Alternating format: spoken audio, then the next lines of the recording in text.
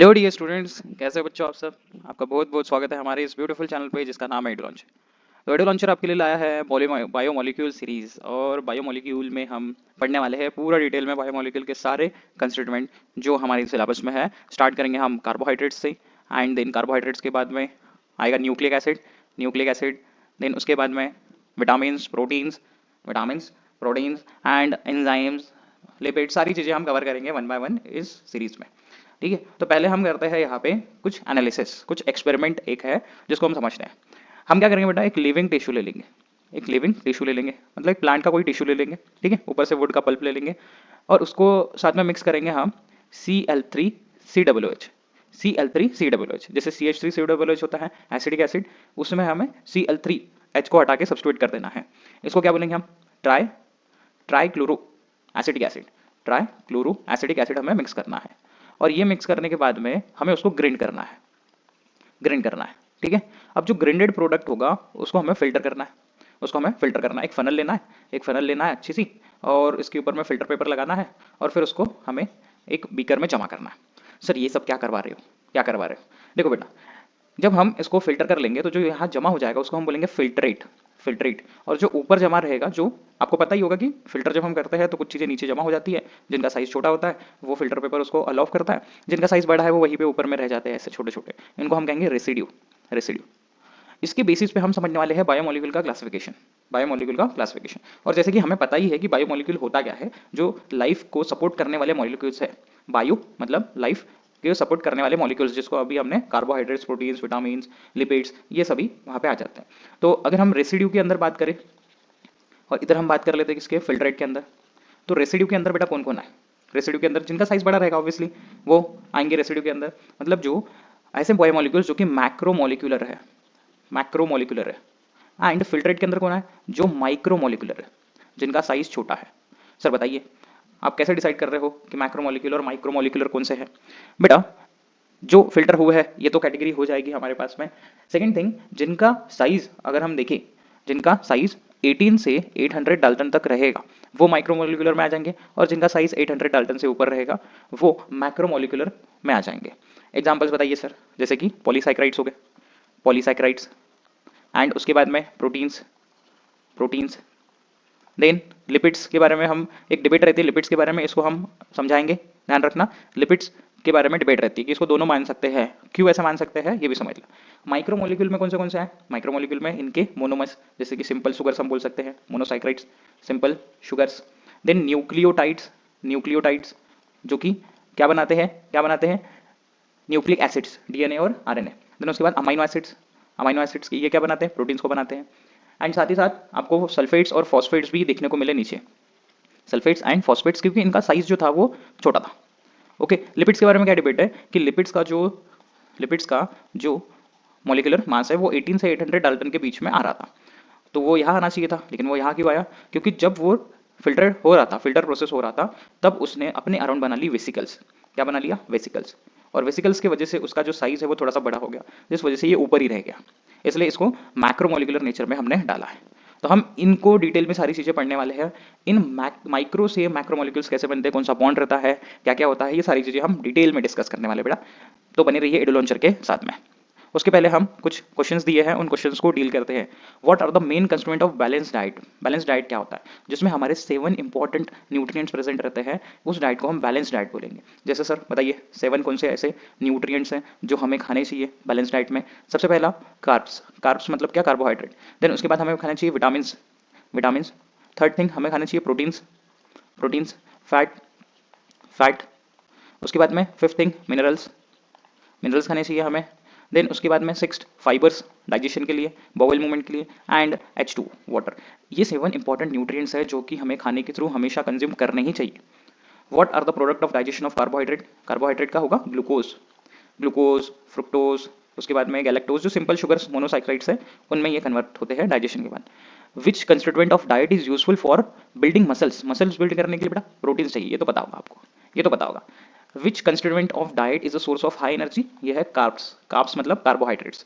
What is the genetic material of organism? ये है DNA and RNA. तो ये सब कुछ हमें डिटेल में वन बाय वन समझना है। इस पार्ट में हम पढ़ेंगे ओनली डिटेल में कार्बोहाइड्रेट्स को, कार्बोहाइड्रेट्स के बारे में जितना भी कुछ जेई नीट बोर्ड्स हर जगह पूछा जाएगा 12th लेवल का, वो सबके आंसर आप दे पाओगे इस वीडियो देखने के बाद। देखो introduction, principal molecule of living world जिसको हम बायोमॉलिक्यूल बोलते हैं।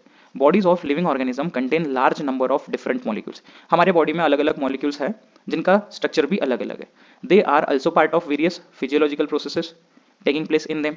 उनके अंदर कुछ ना कुछ अलग अलग फिजियोलॉजिकल प्रोसेसेस भी होती रहती हैं।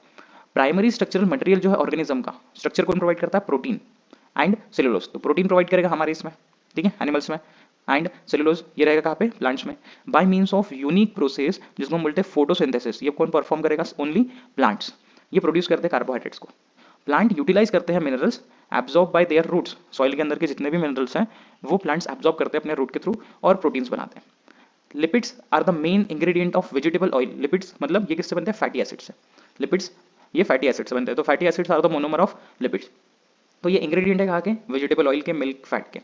न्यूक्लिक एसिड ये मेन कंस्टिट्यूएंट है जेनेटिक मटेरियल का, और कौन से? डीएनए और आरएनए। ये हो गया हमारा introduction. Okay, DNA and RNA के जो न्यूक्लिक एसिड है वो मोनोमर्स है।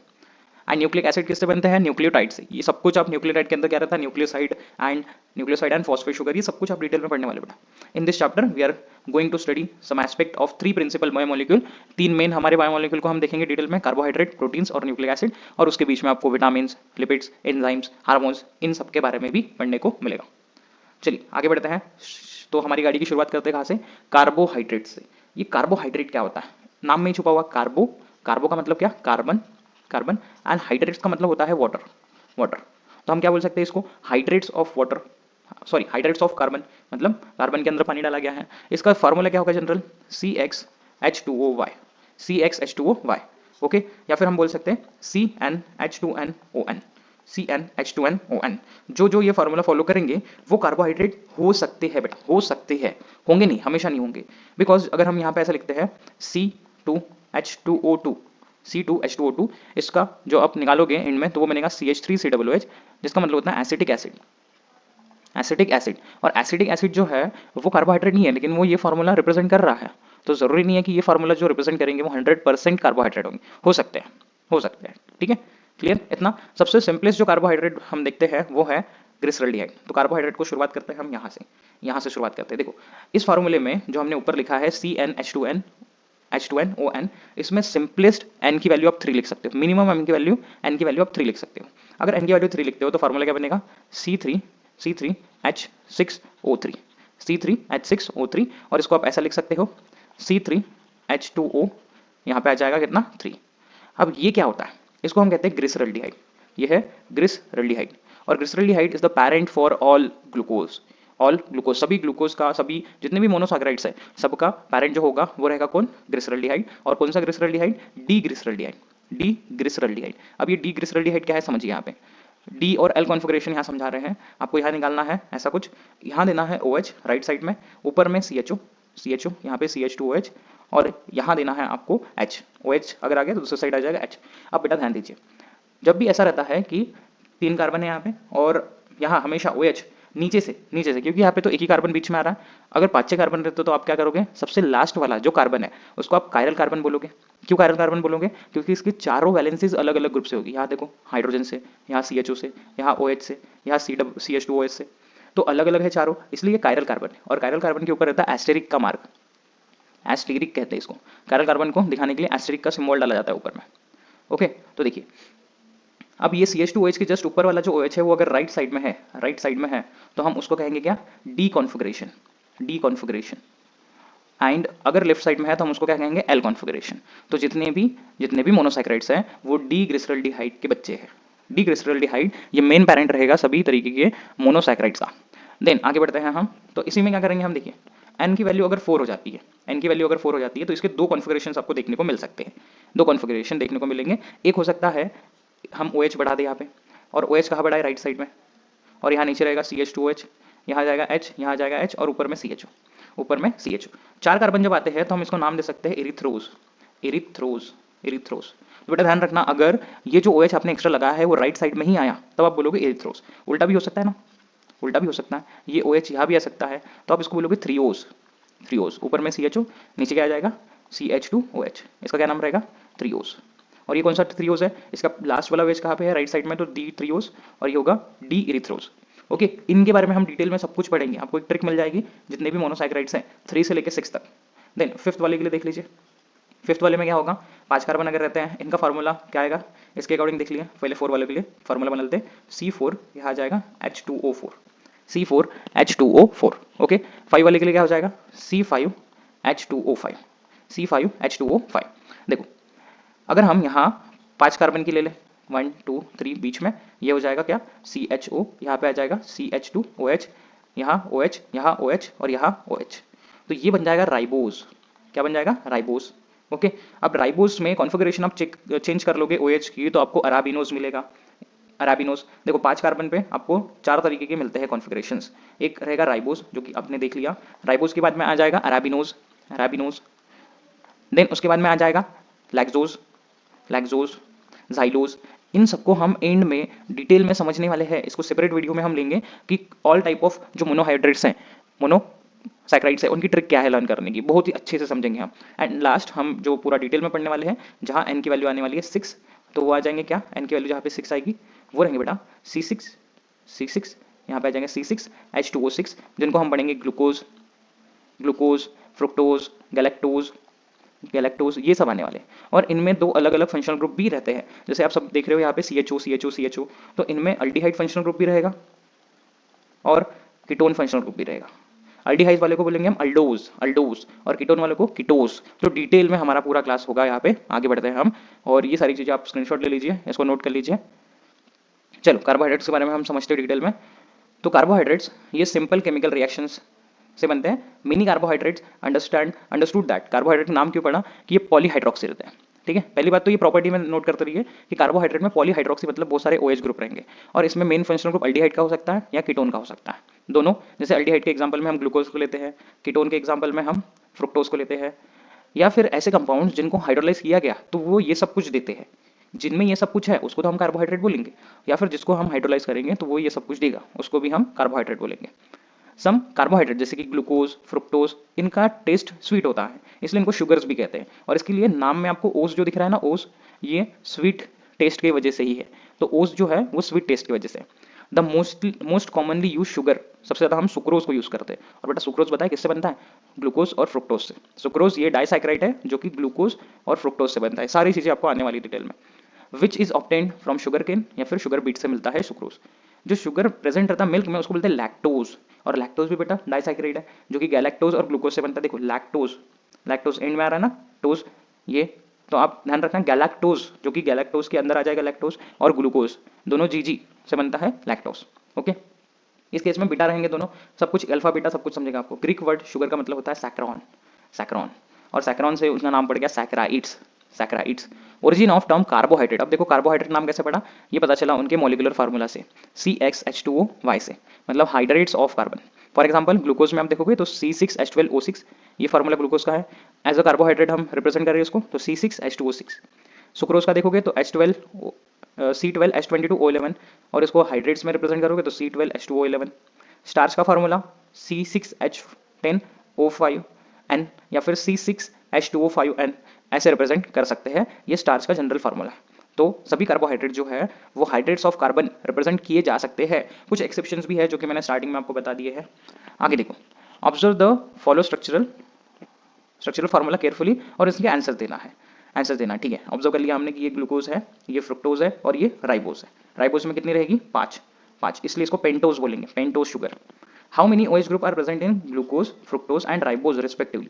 तो ग्लूकोज में बेटा ध्यान रखिए कि 5 OH ग्रुप है, 5 OH ग्रुप है। ये सब कुछ आपको पता चलेगा कैसे, जैसे 5 OH ग्रुप है ये कैसे पता चला, तब आपको रिएक्शन एक बताई जाएगी, वो भी ध्यान रखना। फ्रुक्टोज में भी 5 OH ग्रुप है, एंड राइबोज में एक कम कर देना क्योंकि इसमें कार्बन एक कम है, तो इसमें 4 OH ग्रुप है। Next, which other functional group are present in 3 compounds. तो यहाँ देखो ऊपर देखना, जब भी आपको मेन फंक्शनल ग्रुप देखना है तो ऊपर देखना, CHO क्या मतलब अल्डिहाइड, तो ग्लूकोज में मेन फंक्शनल ग्रुप है अल्डिहाइड, तो ग्लूकोज ये पॉलीहाइड्रोक्सी है किसका, अल्डिहाइड का।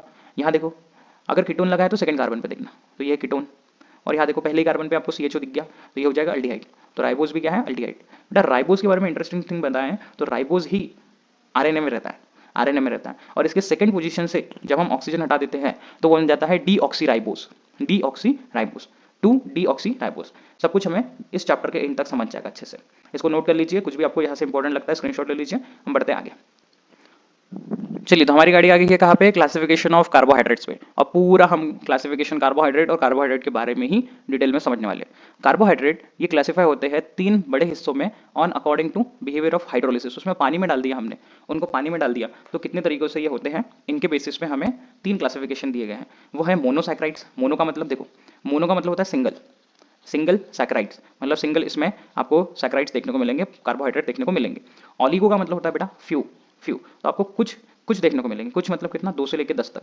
जब आप उसमें पानी डालोगे, हाइड्रोलिसिस करोगे, तो आपको 2 से लेकर 10 तक मिलेंगे मोनोसैकराइड्स। एंड पॉलीसैकराइड्स मतलब, पॉली मतलब मिनी, मिनी सैकराइड्स आपको, मिनी जो मोनोसैकराइड्स है वो देखने को मिलेंगे हाइड्रोलिसिस करने के बाद। अब वो 10 आप बोल सकते हो, 10 से ज़्यादा सब पॉली में आ जाते हैं। तो मोनोसैकराइड्स ये हाइड्रोलाइज नहीं होते हैं सिंपल यूनिट्स में, इनके पॉलीहाइड्रोक्सी और जो अल्डिहाइड्स कीटोन वाले फंक्शनल ग्रुप है वही मेंटेन रहेंगे, उनका फर्दर हाइड्रोलिसिस नहीं हो सकता। ऑलिगोसैकराइड्स, ऑलिगो का मतलब बताया जैसे मैंने फ्यू, फ्यू मोनोसैकराइड्स मिलेंगे और कितने, 2 से लेकर 10 तक मोनोसैकराइड मिल सकते हैं। इसकी अकॉर्डिंग ऑलिगोसैकराइड के 3 है, डाइसैकराइड, ट्राइसैकराइड एंड टेट्रासैकराइड, जो हम 3 पढ़ने वाले हैं। देखिए ट्रिक के हिसाब से बताएंगे आपको, ताकि आपको कभी प्रॉब्लम ना आ जाए ऑलिगोसैकराइड का क्लासिफिकेशन। पहले तो हम देखते हैं किसको, पॉलीसैकराइड्स को। पॉलीसैकराइड्स, पॉलीसैकराइड्स के 3 आपको समझ गए होंगे। पहला है मोनो, मोनो, दूसरा है ऑलिगो मतलब फ्यू, एंड पॉली मतलब बहुत सारे, बहुत सारे। तो मोनो के एग्जांपल्स हम ध्यान रखते हैं ट्रिक से, G F G R, G F G R, G F G R, ठीक है। जी से हो जाएगा ग्लूकोज, जी से हो जाएगा ग्लूकोज, एफ से हो जाएगा फ्रुक्टोज, और फिर जी आ गया तो गैलेक्टोज, गैलेक्टोज, और आर से हो जाएगा राइबोज। ये सभी मोनोसैकराइड्स है। और मोनोसैकराइड्स है बेटा, जैसे मनोज है, मैनोज है, उसके बाद में ग्लूकोज है, आइडोज है, टैलोज है, ये सभी हम अच्छे से डिटेल में पढ़ने वाले। मेन हमारे लिए ये 2 रहते हैं, इनको हम डिटेल में पढ़ते हैं, ग्लूकोज और फ्रुक्टोज को। ऑलिगो के अंदर कौन आ जाते हैं, ऑलिगो के अंदर 3 हिस्से आप देखोगे, 3 हिस्से, इनके 3 हिस्से बना लेते हैं हम। पहले डाई आ जाते हैं, ऑलिगो के अंदर डाई जिसमें 2 यूनिट्स मिलेंगे, फिर आते हैं ट्राई, और फिर आते हैं टेट्रा। तो कुछ ही एग्जाम्पल्स हमें यहाँ पे ध्यान रखना है। डाइसैकराइड्स में हम स्मॉल ट्रिक याद रखेंगे, स्मॉल, स्मॉल, और स्मॉल नाम से हमें पता चलेगा, एस से सुक्रोज, एस से सुक्रोज, एम से माल्टोज, और एल से मिल जाएगा बेटा लैक्टोज। क्या मिल जाएगा, लैक्टोज, ठीक है, ठीक है। अब यहाँ लिखता हूँ मैं, सुक्रोज में 2 आपको यूनिट्स देखने को मिलते हैं, किसके, एक रहेगा ग्लूकोज का और दूसरा रहता है बेटा फ्रुक्टोज का। देन माल्टोज, माल्टोज, माल्टोज में आपको जी जी करके देखने को मिलेगा, जी जी, यहाँ पे जी एफ, जी एफ, और यहाँ पे जी जी, मतलब दोनों ग्लूकोज रहेंगे, दोनों यूनिट्स ग्लूकोज के ही रहेंगे। एंड लैक्टोज में फिर से जी जी, लेकिन लैक्टोज के देखो लास्ट में लैक्टोज आ रहा है, मतलब समझ जाना गैलेक्टोज आएगा। तो glucose, glucose plus galactose, glucose plus galactose. इसके बाद में हम देखते हैं ट्राई, ट्राई क्या इसमें आता है, रैफिनोज, रैफिनोज, और रैफिनोज में ध्यान देना, G F G, G F G, glucose fructose galactose. Tetra के अंदर, टेट्रा के अंदर फिर से एक एग्जांपल ले लेते हैं, स्टैचियोस, स्टैचियोस, और स्टैचियोस में फिर से ध्यान रखो, जी एफ टू जी, जी एफ टू जी, मतलब ग्लूकोज, ग्लूकोज फ्रुक्टोज और 2 गैलेक्टोज, 2 गैलेक्टोज। दूसरी बार जब हम जी लिख रहे बेटा, तो वो रहेगा किसके लिए, गैलेक्टोज के लिए, ये ध्यान रखिए, ये ध्यान रखिए। देन पॉलीसैकराइड्स में, पॉलीसैकराइड्स में एग्जांपल हम किसका लेते हैं, स्टार्च का, सेलुलोज का, स्टार्च का, सेलुलोज का, ग्लाइकोजिन का, जिनको हम डिटेल में अच्छे से पढ़ने वाले हैं। इनके अंदर आपको मिलेंगे ग्लूकोज, अल्फा ग्लूकोज के, सेलुलोज के अंदर मिलेंगे आपको ग्लूकोज के, सब कुछ आपको डिटेल में पढ़ने को मिलेगा कि कौन से मोनोसैकराइड्स कहाँ कहाँ, कौन से ग्लाइकोसाइडिक लिंकेज बना रहे हैं। बस आपको नोट करते रहना है, जुड़ते रहना है और आगे बढ़ते रहना है। देखिए क्लासिफिकेशन यहाँ पे दिए गए हैं कार्बोहाइड्रेट्स के, जिनको हम सैकराइड्स भी कहते हैं। मोनोसैकराइड्स में आपको बताया मैंने, जी एफ और जी आर, मतलब गैलेक्टोज भी आ जाएगा, जी एफ जी आर, ओके। फिर उसके बाद ऑलिगोसैकराइड, पॉलीसैकराइड, ऑलिगोसैकराइड में 2 से लेकर 10 तक मिलने वाले हैं, जिसमें डाइसैकराइड में एग्जांपल आएंगे small, sucrose, maltose, lactose.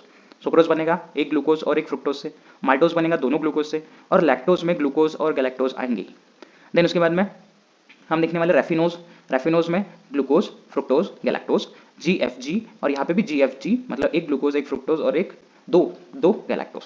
Polysaccharides में स्टार्च, ग्लाइकोजिन, सेलुलोज, इन सभी को हम देखने वाले हैं, इन सभी को हम देखने वाले हैं। तीनों में बेटा कॉमन चीज ये है कि आपको ग्लूकोज का ही ये पॉलीमर देखने को मिलेगा।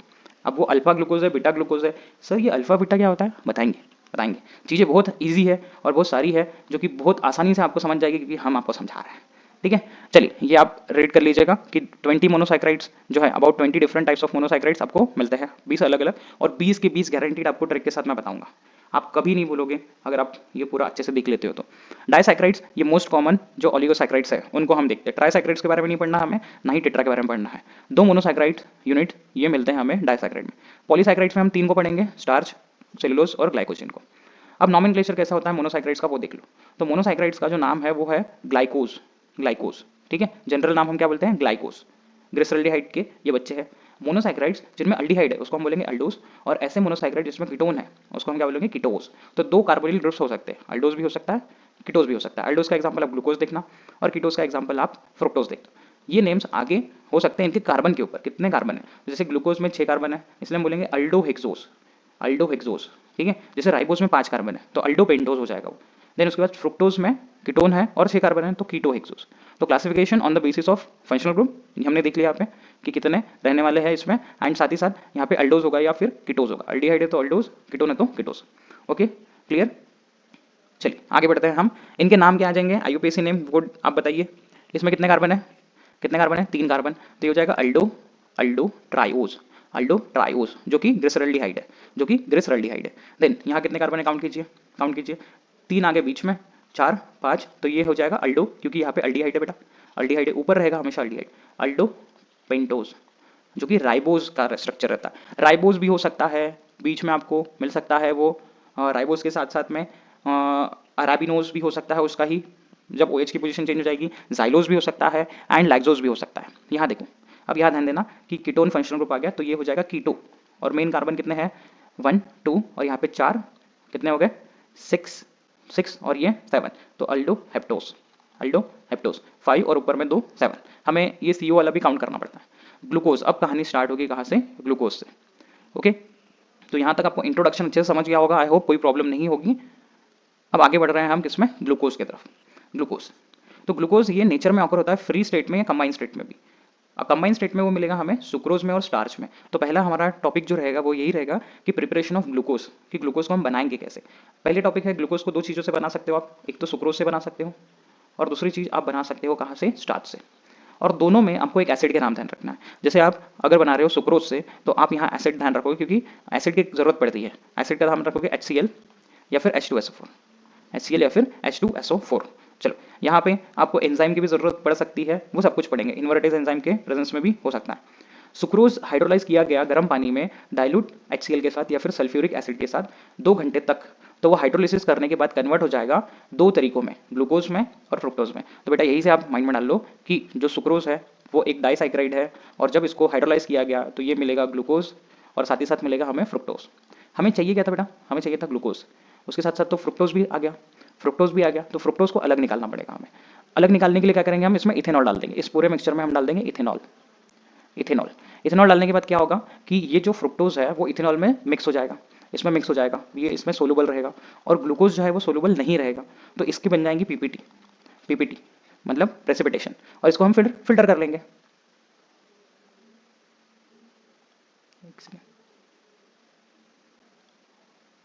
इसको हम फिर क्या कर लेंगे, फिल्टर। ओके, क्लियर, कोई परेशानी, बिल्कुल नहीं सर, बहुत अच्छे से समझाया सर आपने। चलो आगे बढ़ते हैं फिर हम। देखिए यहाँ पे रीड कर लेते हैं एक बार क्या कहना चाहते हैं कि glucose is separated, glucose is separated from fructose. Glucose और फ्रुक्टोज को अलग अलग करना पड़ेगा, क्योंकि हमें मेन तो ग्लूकोज चाहिए, बाय एडिंग इथेनॉल, और फिर उसको कूल करेंगे। ग्लूकोज बिंग ऑलमोस्ट इनसोल्युबल इन अल्कोहल, ग्लूकोज इनसोल्युबल है अल्कोहल में, इसकी क्रिस्टलाइजेशन पहले हो जाएंगे और उसको फिर बाहर निकाल लेंगे फिल्टर करके, ठीक है। ये है सुक्रोज, और सुक्रोज में पानी डाला गया गर्म, फिर इसके साथ में HCl डाल दिया गया या फिर H2SO4, फिर ये बना ग्लूकोज और फ्रुक्टोज। दोनों का फार्मूला सेम है, ग्लूकोज का भी फार्मूला सेम है, फ्रुक्टोज का भी फार्मूला सेम है, लेकिन ग्लूकोज में मेन है ketone functional group, sorry sorry sorry sorry sorry glucose में मेन है अल्डिहाइड फंक्शनल ग्रुप, हो जाता है कभी कभी हो जाता है, इसमें है अल्डिहाइड फंक्शनल ग्रुप एंड यहाँ पे है कीटोन फंक्शनल ग्रुप। ये मेन डिफरेंस आपको देखने को मिलते हैं। और फिर आपको अगर वो फंक्शनल ग्रुप्स की पोजीशन बात करें तो कीटोन तो बीच में ही लगेगा हमेशा, इसलिए उनके पोजीशन में भी, फिर एनोमेरिक कार्बन के पोजीशन में भी डिफरेंस देखने को मिलते हैं। तो हम डिफरेंस में समझेंगे इनमें कि क्या फर्क है ग्लूकोज और फ्रुक्टोज में। नेक्स्ट जो तरीका है ग्लूकोज को बनाने का वो ये है, कमर्शियली ग्लूकोज को बनाते हैं स्टार्च से। स्टार्च को बॉईल करते हैं, डाइल्यूट सल्फ्यूरिक एसिड के साथ में, 393 केल्विन पे और 2 से 3 एटीएम प्रेशर पे। हर एक वर्ड इंपॉर्टेंट है आपके एंट्रेंस के लिए, हर एक word entrance as well as boards के लिए भी। 393 केल्विन टेम्परेचर, 2 से 3 एटीएम प्रेशर पे उसको हम बॉईल करते हैं और बॉईल करने के बाद में फिर हमें मिलता है सिर्फ और सिर्फ ग्लूकोज, सिर्फ और सिर्फ ग्लूकोज। फ्रुक्टोज ये नहीं मिलेगा, तो ये थोड़ी सी अच्छी प्रोसेस हो जाती है क्योंकि हमें यहाँ पे एक ही तरीके का मिलेगा और टाइम और प्रोसेस और पैसा उसमें वेस्ट करने की जरूरत नहीं है और ये कमर्शियल प्रोसेस है, कमर्शियल प्रोसेस है, इंडस्ट्रीज में इसी प्रोसेस को यूज करते हैं। ओके क्लियर, दोनों प्रोसेस अच्छे से समझ गई होगी, तो बढ़ते हैं आगे। Next properties of glucose. तो हम यहाँ पे 6 सवाल लेंगे, जो 6 सवाल आपको 6 कंसेप्ट देंगे अलग अलग, 6 सवाल लेंगे और एक एक सवाल को आपको डिटेल में समझाया जाएगा। देखो ग्लूकोज एक अल्डोहेक्सोज है, ये पता है हमें क्योंकि अल्डिहाइड मेन इसका फंक्शनल ग्रुप है, और हेक्सोज क्यों आया क्योंकि इसमें 6 कार्बन है। अगर हम दूसरे भाषा में बात करें तो ग्लूकोज के पास में एक अल्डिहाइडिक ग्रुप है जिसको हम फॉर्माइल ग्रुप बोलते हैं, 5 जो कार्बन है उन सब पे एक हाइड्रोक्सिल ग्रुप है। ग्लूकोज में 6 टोटल कार्बन है जिसमें से 5 बचे हुए कार्बन के पास OH है। तो आपको कभी पूछा गया कि ग्लूकोज में OH कितने हैं, तो आप क्या बताओगे 5, और 5 में से 4 जो है वो सेकेंडरी है और एक जो है वो प्राइमरी है, मतलब 1 डिग्री है। ये भी सवाल आते हैं आपको। The 6 carbon in glucose form straight chain, straight chain ही क्यों है ये कैसे पता चला, तो सवाल हमारे बहुत डिटेल में जाने वाले बेटा एंट्रेंस के लेवल के। This aldohexose structure of glucose was establish on the basic of the following properties. पहले सवाल की तरफ हम अपना रुख मोड़ते हैं। पहला सवाल ये है कि ग्लूकोज का जो फार्मूला है, how can we determine molecular formula of glucose, ये C6H12O6 आया। ये कैसे पता चला हमें, ये पता कैसे चला बेटा, ये पता चला दो चीजों से, दो आप वर्ड ध्यान रखना यहाँ पे। molecular formula of glucose found C6H12O6 on the basis of its elemental composition and qualitative properties। elemental composition and qualitative properties ये अच्छे से ध्यान रखिए, इसके बेसिस पे ही ग्लूकोज का फार्मूला E होता है, ये पता चला। सर ये क्या होता है एलिमेंटल कंपोजिशन, एलिमेंटल कंपोजिशन मतलब कि इस कंपाउंड में C6H12O6 में कितना कंपोजिशन कार्बन का है, कितना कंपोजिशन हाइड्रोजन का है और कितना कंपोजिशन आपको देखने को मिल रहा है ऑक्सीजन का, एक्सपेरिमेंटल बेसिस पे। इससे पता चला कि हाँ भैया ग्लूकोज के अंदर 6 कार्बन है। और सर कॉलिगेटिव प्रॉपर्टी क्या होती है, कॉलिगेटिव प्रॉपर्टी ऐसी प्रॉपर्टी होती है जो आप सॉल्यूशन चैप्टर में पढ़ने वाले हो। कॉलिगेटिव प्रॉपर्टी सॉल्यूशन में आप पढ़ोगे, अगर आपने सॉल्यूशन के बारे में नहीं पढ़ा है तो वहाँ देख लीजिए, आपको सॉल्यूशन में कॉलिगेटिव प्रॉपर्टी मिलेगी जो कि 4 कॉलिगेटिव प्रॉपर्टीज आपको देखने को मिलती है, जो डिपेंड करती है, ऐसे आप सीधा सीधा ध्यान रखिए, डिपेंड करती है किस पे, depends on number of solute, not on nature of solute. तो इसको आप बोलोगे क्या, कोलगेट प्रॉपर्टी। अरे भैया कोलगेट नहीं, कॉलिगेटिव प्रॉपर्टी। ओके, तो पहला सवाल का जवाब आपके सामने स्क्रीन पे मिल चुका है। बढ़ते दूसरे सवाल की तरफ। दूसरा सवाल ये कहता है कि कार्बन 6 तो है भैया, 6 तो कार्बन है ग्लूकोज में, ये तो हमें पता चल गया फार्मूले से C6H12O6 से, लेकिन 6 के 6 कार्बन सीधे सीधे लगे हैं, ये कैसे बताओगे, ये कैसे बताओगे आप। ये बताने के लिए हमने क्या किया, इसकी रिएक्शन कर दी HI के साथ और इसको हिट कर दिया, आपके पास सवाल क्या है कि कार्बन 6 है और वो सीधे सीधे है, ये कैसे बताओगे आप। उसकी रिएक्शन करोगे HI के साथ और उसको हीट करोगे, और हीट करने के बाद आपको मिलता है हेक्सेन, एन हेक्सेन, सीधा सीधा एन हेक्सेन। ओके, उनके जितने भी बॉन्ड्स हैं वो बीच के टूट जाते हैं और आपको मिलता है एन हेक्सेन। तो इससे हमें पता चलेगा कि उसमें 6 कार्बन सीधे सीधे लगे हुए हैं, सीधे सीधे। सेकंड सवाल भी क्लियर हो गया। अब थर्ड सवाल ये है भैया कि पता है हमें कि ग्लूकोज के पास कार्बोनिल ग्रुप है, और कौन सा कार्बोनिल ग्रुप है, कौन सा बताइए, अल्डिहाइड। ये आपको कैसे पता चला और पहली बार सबको कैसे पता चला कि उसमें अल्डिहाइड ही फंक्शनल ग्रुप है, कोई और फंक्शनल ग्रुप क्यों नहीं है। तो बेटो ग्लूकोज की रिएक्शन की गई किसके साथ में, ये इसके साथ में, ये क्या है सर, हाइड्रोक्सिल अमाइन, ये क्या है हाइड्रोक्सिल अमाइन, और HCN के साथ में, दोनों के साथ में रिएक्शन की गई। जब हाइड्रोक्सिल अमाइन के साथ रिएक्शन की गई तो वो बना ऑक्साइम, वो क्या बना ऑक्साइम। ऑक्साइम कैसा दिखता है, बस क्या करना है, नीचे कुछ चेंजेस नहीं करने, नीचे जैसे का वैसा, और यहाँ से आपको क्या करना है, ऑक्सीजन हटा देना है और NOH लगा देना है, देखो ऐसा कुछ रहेगा CHO। अगर मैं बॉन्ड वाइज बनाता हूँ, बॉन्ड वाइज, तो ये कुछ ऐसा रहेगा C double bond O H। तो करोगे क्या आप, इस वाले को हटा दो, इस वाले को हटा दो, और वहाँ से हाइड्रोक्सिल अमाइन के ये H2 हटा दो, आपको वाटर का रिमूवल देखने को मिलेगा, ठीक है। तो यहाँ से आप बोल सकते हो जब ये दोनों रिएक्ट हुए तो वाटर का रिमूवल हुआ। देन साथ ही साथ HCN से जब हमने रिएक्शन की तो बना साइनोहाइड्रीन। सभी चीज़ें बहुत ज़्यादा इंपॉर्टेंट है बेटा, आप नोट करोगे, ध्यान दोगे तो आपको कभी भी प्रॉब्लम नहीं जाएगी बायोमोलिक्यूल्स में। साइनोहाइड्रीन कैसा रहता है, नीचे कोई चेंजेस नहीं है, क्या करना है आपको, H और ऊपर में लगा देना है OH और नीचे CN। ये कैसा है सर, कुछ रिमूवल नहीं हुआ, देखो CHO था, यहाँ पे किसने रिएक्शन की, HCN ने, ये H और OH बना लिए, ये ऑलरेडी ऐसा ही था, ये देखो H और OH बना लिए और CN यहाँ लग गया। इसको हम क्या बोलेंगे, साइनोहाइड्रिन। ये H तो इसके साथ ही है अभी भी, साइनोहाइड्रिन। ये बताता है, ये दोनों कंपाउंड्स मिलते हैं तो बताते हैं कि हाँ उसके पास अल्डिहाइड फॉर्माइल जो ग्रुप है वो प्रेजेंट है, कार्बोनिल ग्रुप जो प्रेजेंट है वो अल्डिहाइड है। तो 3 सवालों के जवाब आपको अच्छे से मिल गए होंगे कि पहला C6H12O6 क्यों आया, क्योंकि उसकी कॉलिगेटिव प्रॉपर्टी और एलिमेंटल कंपोजिशन सपोर्ट कर रहे थे। सेकंड, जब हमने HI से रिएक्शन कर दी तो 6 के 6 कार्बन सीधे सीधे आ गए। फिर अल्डिहाइड ग्रुप ही कैसे है ये पता कैसे चला, उसकी रिएक्शन की गई हाइड्रोक्सिल अमाइन के साथ, NH2OH के साथ। हाइड्रोक्सिल अमाइन मतलब NH2OH के साथ में, एंड हाइड्रोजन साइनाइड के साथ में, HCN के साथ में। तो जब इसके साथ में रिएक्शन की गई हाइड्रोक्सिल अमाइन तो ऑक्साइन मिला, एंड जब HCN के साथ की गई तो साइनोहाइड्रिन मिला। ओके, ये दोनों बताते हैं कि उसके पास भैया फॉर्माइल ग्रुप है। आगे सवाल लेते हैं, एक सवाल लेते हैं, ध्यान दीजिए क्या बोला, D+ glucose react with hydroxyl amine, hydroxyl amine के साथ रिएक्ट करेगा तो वो ऑक्साइम बताएगा। बताइए करेक्ट स्ट्रक्चर ऑक्साइम का इनमें से कौन सा है, बताइए। देखिए PYQ का स्ट्रक्चर है 2014, ये नीट में पूछा गया सवाल है, बताइए जल्दी से बच्चा पहुंच करके आंसर दीजिए। तो देखो पहली चीज तो क्या याद रखना बेटा, ध्यान, आपको ग्लूकोज का स्ट्रक्चर याद रहना चाहिए। ग्लूकोज का स्ट्रक्चर कैसे याद रखेंगे सर, आप बीच में यहाँ पे बना लीजिए 4, यहाँ आ जाएगा CHO और यहाँ आ जाएगा CH2OH, और ऊपर से थर्ड प्लेस पे ये फर्स्ट सेकंड थर्ड पे आप लिख लीजिएगा H, और बाकी जितने बचे उन पे लिख लीजिएगा OH। ध्यान रखना थर्ड पे ही सिर्फ आपको क्या देखने को मिलेगा, H। फिर यहाँ जहाँ पे OH है वहाँ के दूसरे साइड में H, अगर H है तो दूसरे साइड में OH H H। अब देखो क्या करना है, जब भी NH2OH के साथ रिएक्शन होती है तो यहाँ से हम क्या करते हैं, वाटर मॉलिक्यूल को हटाते हैं, और वाटर मॉलिक्यूल को हटाने के बाद में यहाँ क्या लगाते हैं, CH, यहाँ आ जाएगा NOH, CHNOH। तो कहाँ दिख रहा है आपको, कहाँ दिख रहा है, नीचे का ये स्ट्रक्चर देख लीजिए, नीचे का ये स्ट्रक्चर पहले देख लीजिए। थर्ड पोजीशन पे आपको क्या चाहिए, थर्ड पोजीशन पे E होगा का, E नहीं होगा क्योंकि फोर्थ पोजीशन पे भी H है। E होगा का, E होगा का, नहीं नहीं नहीं, यहाँ OH चाहिए था। E होगा का, E होगा का, बिल्कुल नहीं, बिल्कुल भी नहीं, बिल्कुल भी नहीं, थर्ड पे चाहिए था ये। हाँ E लग रहा है हमें, E लग रहा है, तो ऑप्शन कौन सा आ जाएगा, D वाला, D वाला। ओके बेटा, ओके, 6 कार्बन है और थर्ड कार्बन पे H है, बाकी सब कुछ इसके जैसा दिख रहा है। बढ़ते आगे, नेक्स्ट अगला सवाल क्या है हमारे पास में कि ठीक है भैया उसके पास कार्बोनिल ग्रुप है, ये तो पता चल गया हमें, लेकिन उसके पास 6 कार्बन से, 6 कार्बन से मोनोकार्बोक्सिलिक एसिड वो बना लेता है किसके साथ में, किसके साथ में। हाँ सवाल क्या है, देखो सवाल ये है कि उसके पास में कार्बोनिल ग्रुप है, ये तो पता चल गया पिछले रिएक्शन से। कार्बोनिल ग्रुप्स बहुत सारे होते हैं, बहुत सारे। कार्बोनिल का मतलब बेटा होता है C+O वाले ग्रुप्स।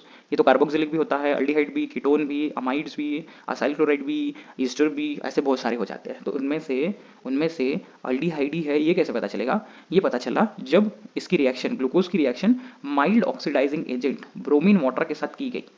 माइल्ड ऑक्सीडाइजिंग एजेंट किसके साथ, ब्रोमीन वाटर के साथ की गई, तब उसने कन्वर्ट कर दिया उसको ग्लूकोनिक एसिड में। देखो सिंपल बता रहा हूं मैं कि अगर आप ग्लूकोज की रिएक्शन माइल्ड ऑक्सीडाइजिंग एजेंट से करोगे तो बन जाएगा ग्लूकोनिक एसिड। ग्लूकोनिक एसिड यहाँ पे लिखते हैं हम ग्लूकोज, ग्लूकोज इस साइड एक रिएक्शन लिखते हैं, इस साइड एक रिएक्शन लिखते हैं। अगर माइल्ड ऑक्सीडाइजिंग एजेंट रहा तो वो बन जाएगा क्या, gluconic acid, gluconic acid.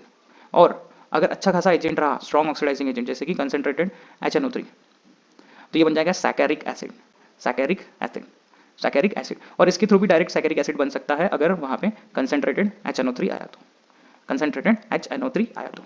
Okay clear बेटा, समझ गया। तो आपको ये कैसे पता चला कि इसमें अल्डिहाइड है, तो क्या बोलोगे, माइल्ड ऑक्सीडाइजिंग एजेंट से जब रिएक्शन किया हमने ग्लूकोज की तो वो कन्वर्ट हो गया ग्लूकोनिक एसिड में।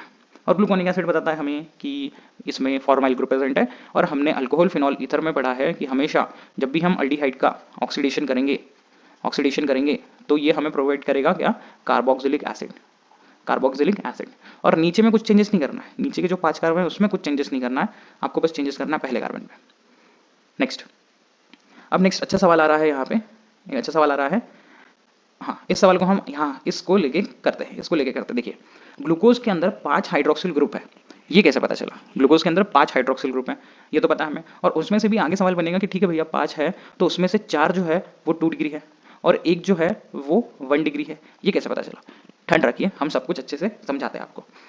ये इन्फर्ड हुआ जब हमने इसकी रिएक्शन की गई किससे, किससे, एसिटिक एनहाइड्राइड से। किससे, acetic anhydride. Sir acetic anhydride क्या होता है, देखो एसिटिक एनहाइड्राइड होता है CH3 C double bond O single bond O C double bond O CH3, ये है एसिटिक एनहाइड्राइड। इसके साथ में रिएक्शन की तो वो कन्वर्ट हो गया ग्लूकोज पेंटाएसिटेट, पेंटाएसिटेट, पेंटाएसिटेट में। वो किस में कन्वर्ट हो गया, ग्लूकोज पेंटाएसिटेट में। जब भी इसके साथ रिएक्शन की गई तो वो कन्वर्ट हो गया ग्लूकोज पेंटाएसिटेट में। अब पेंटाएसिटेट मतलब 5 एसिटेट लगे और एसिटेट ने किसको रिप्लेस किया, हाइड्रोक्सिल ग्रुप को। एसिटेट हमेशा हाइड्रोक्सिल ग्रुप को रिप्लेस करते हैं, तो 5 एसिटेट ग्रुप लगे, इसी से तो पता चल गया कि उसमें 5 हाइड्रोक्सिल ग्रुप है। समझ रहा है? अगर 4 एसिटेट बनते तो 4 हाइड्रोक्सिल ग्रुप होते, 2 एसिटेट बनते तो 2 हाइड्रोक्सिल ग्रुप होते। तो आप ये ध्यान रख सकते हो, जितने जितने बनेंगे एसिटेट ग्रुप ग्लूकोज में या किसी भी तरीके के कंपाउंड में, आप उतने OH है ऐसा मान लोगे।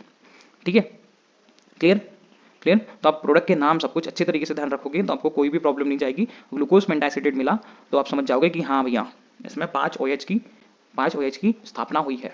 और आपको ये सवाल आता है, आप नीट के PYQs में उठा के देखिएगा कि कितने OH प्रेजेंट है, ये कैसे पता चला, और कितने एसिटिक एनहाइड्रेट लगेंगे, तो वहाँ पे आपको 5 मोल सिलेक्ट करने हैं। चलिए इस क्वेश्चन को करते हैं हम कि एन अल्कोहलिक कंपाउंड जिसका मॉलिक्यूलर मास था 90 डाल्टन, ठीक है, वो एसिटिलेट किया गया, तो एसिटाइल डेरिवेटिव का जो मास था वो कितना हो गया 174। कितने अल्कोहलिक ग्रुप को इसने रिप्लेस किया।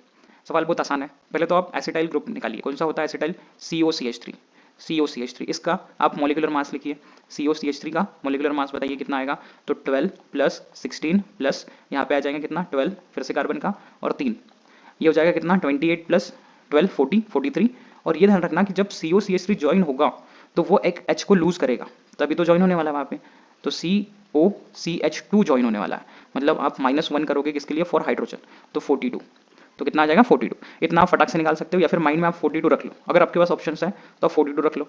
बोर्ड्स में आपको पूरा सॉल्व करना पड़ेगा। फिर इसके बाद में एक्स्ट्रा कितना मास ज्वाइन होगा, वो कैसे निकालोगे, 174 मतलब एसिटाइल ग्रुप का मास और 90 अल्कोहल का, ये कितना आ जाएगा बेटा 84। और लास्ट में नंबर ऑफ OH ग्रुप के लिए सिंपल, जितना एक्स्ट्रा मास है उसको डिवाइड कर देना एसिटाइल ग्रुप के एक मास से, तो आपको मिल जाएंगे 2 OH ग्रुप्स, 2 OH या 2 हाइड्रोक्सिल ये प्रेजेंट रहेंगे कहाँ पे, ओरिजिनल कंपाउंड।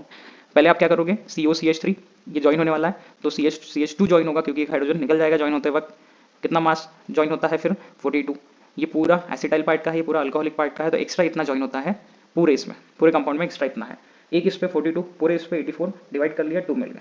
अप्रोच इसी तरीके से रखना, यहाँ पे नंबर्स कुछ भी चेंज कर दे, कोई भी प्रॉब्लम नहीं आनी चाहिए आपको। चलिए आगे बढ़ते हैं हम। 6th वाला सवाल हमारी स्क्रीन पे आ गया कि ग्लूकोज के पास एक प्राइमरी अल्कोहल है।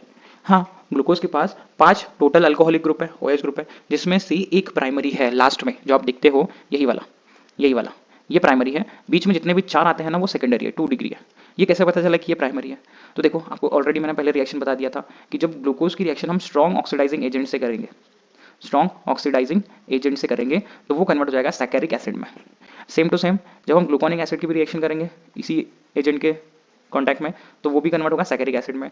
क्यों, सैकेरिक एसिड क्या होता है बेटा, ऊपर भी COOH नीचे भी COOH, ऊपर भी COOH नीचे भी COOH, क्लियर, ऊपर भी COOH और नीचे भी COOH, इसको हम कहते हैं सैकेरिक एसिड। और यहाँ से पता चल गया कि नीचे भी COOH आ गया, तो पता चल गया कि हाँ भैया यहाँ भी 1 डिग्री अल्कोहल प्रेजेंट है। और स्ट्रॉन्ग ऑक्सीडाइजिंग एजेंट जो है वो अल्कोहल को डायरेक्टली कन्वर्ट करते हैं कार्बोक्सिलिक एसिड में। माइल्ड वाले क्या करते हैं, अल्कोहल को अल्डिहाइड में, और फिर अल्डिहाइड को माइल्ड वाले कार्बोक्सिलिक एसिड में, लेकिन स्ट्रॉन्ग वाले अल्कोहल को डायरेक्टली कन्वर्ट कर देंगे कार्बोक्सिलिक एसिड में। Okay clear. चलो हमारी ब्रेन की पावर यूज करते हैं और कुछ सवाल दिए गए हैं इन टॉपिक्स पे, वो समझते हैं। Right the structural formula of glucose, जो बॉन्ड दिए गए हैं। चलो भैया कर लेते हैं बोल रहे तो सीधी एक लाइन निकालिए, 4 लाइन ऐसी निकालिए, जो CHO यहाँ पे आएगा ऊपर में, ऊपर से 1 2 3 पे दीजिए हाइड्रोजन, और बाकी सब जगह उस साइड में आ जाएगा OH, और यहाँ आ जाएगा H, यहाँ पे OH, H, और लास्ट में CH2OH। देन आगे क्या कह रहे हैं, करना पड़ेगा, बोल रहे हैं तो करना पड़ेगा। नंबर ऑल द कार्बन, हमें नंबर स्टार्ट करने हैं 1 2 3 4 5 एंड 6। ओके, CHO को पहला नंबर दिया। कायरल कार्बन को एस्टेरिक सिंबल देना है हमें, कायरल कार्बन को, ये देखो ये कायरल नहीं है क्योंकि यहाँ डबल बॉन्ड ऑक्सीजन आ गया, ई कायरल हो जाएगा, ई कायरल हो जाएगा, ई कायरल हो जाएगा, ई भी कायरल हो जाएगा।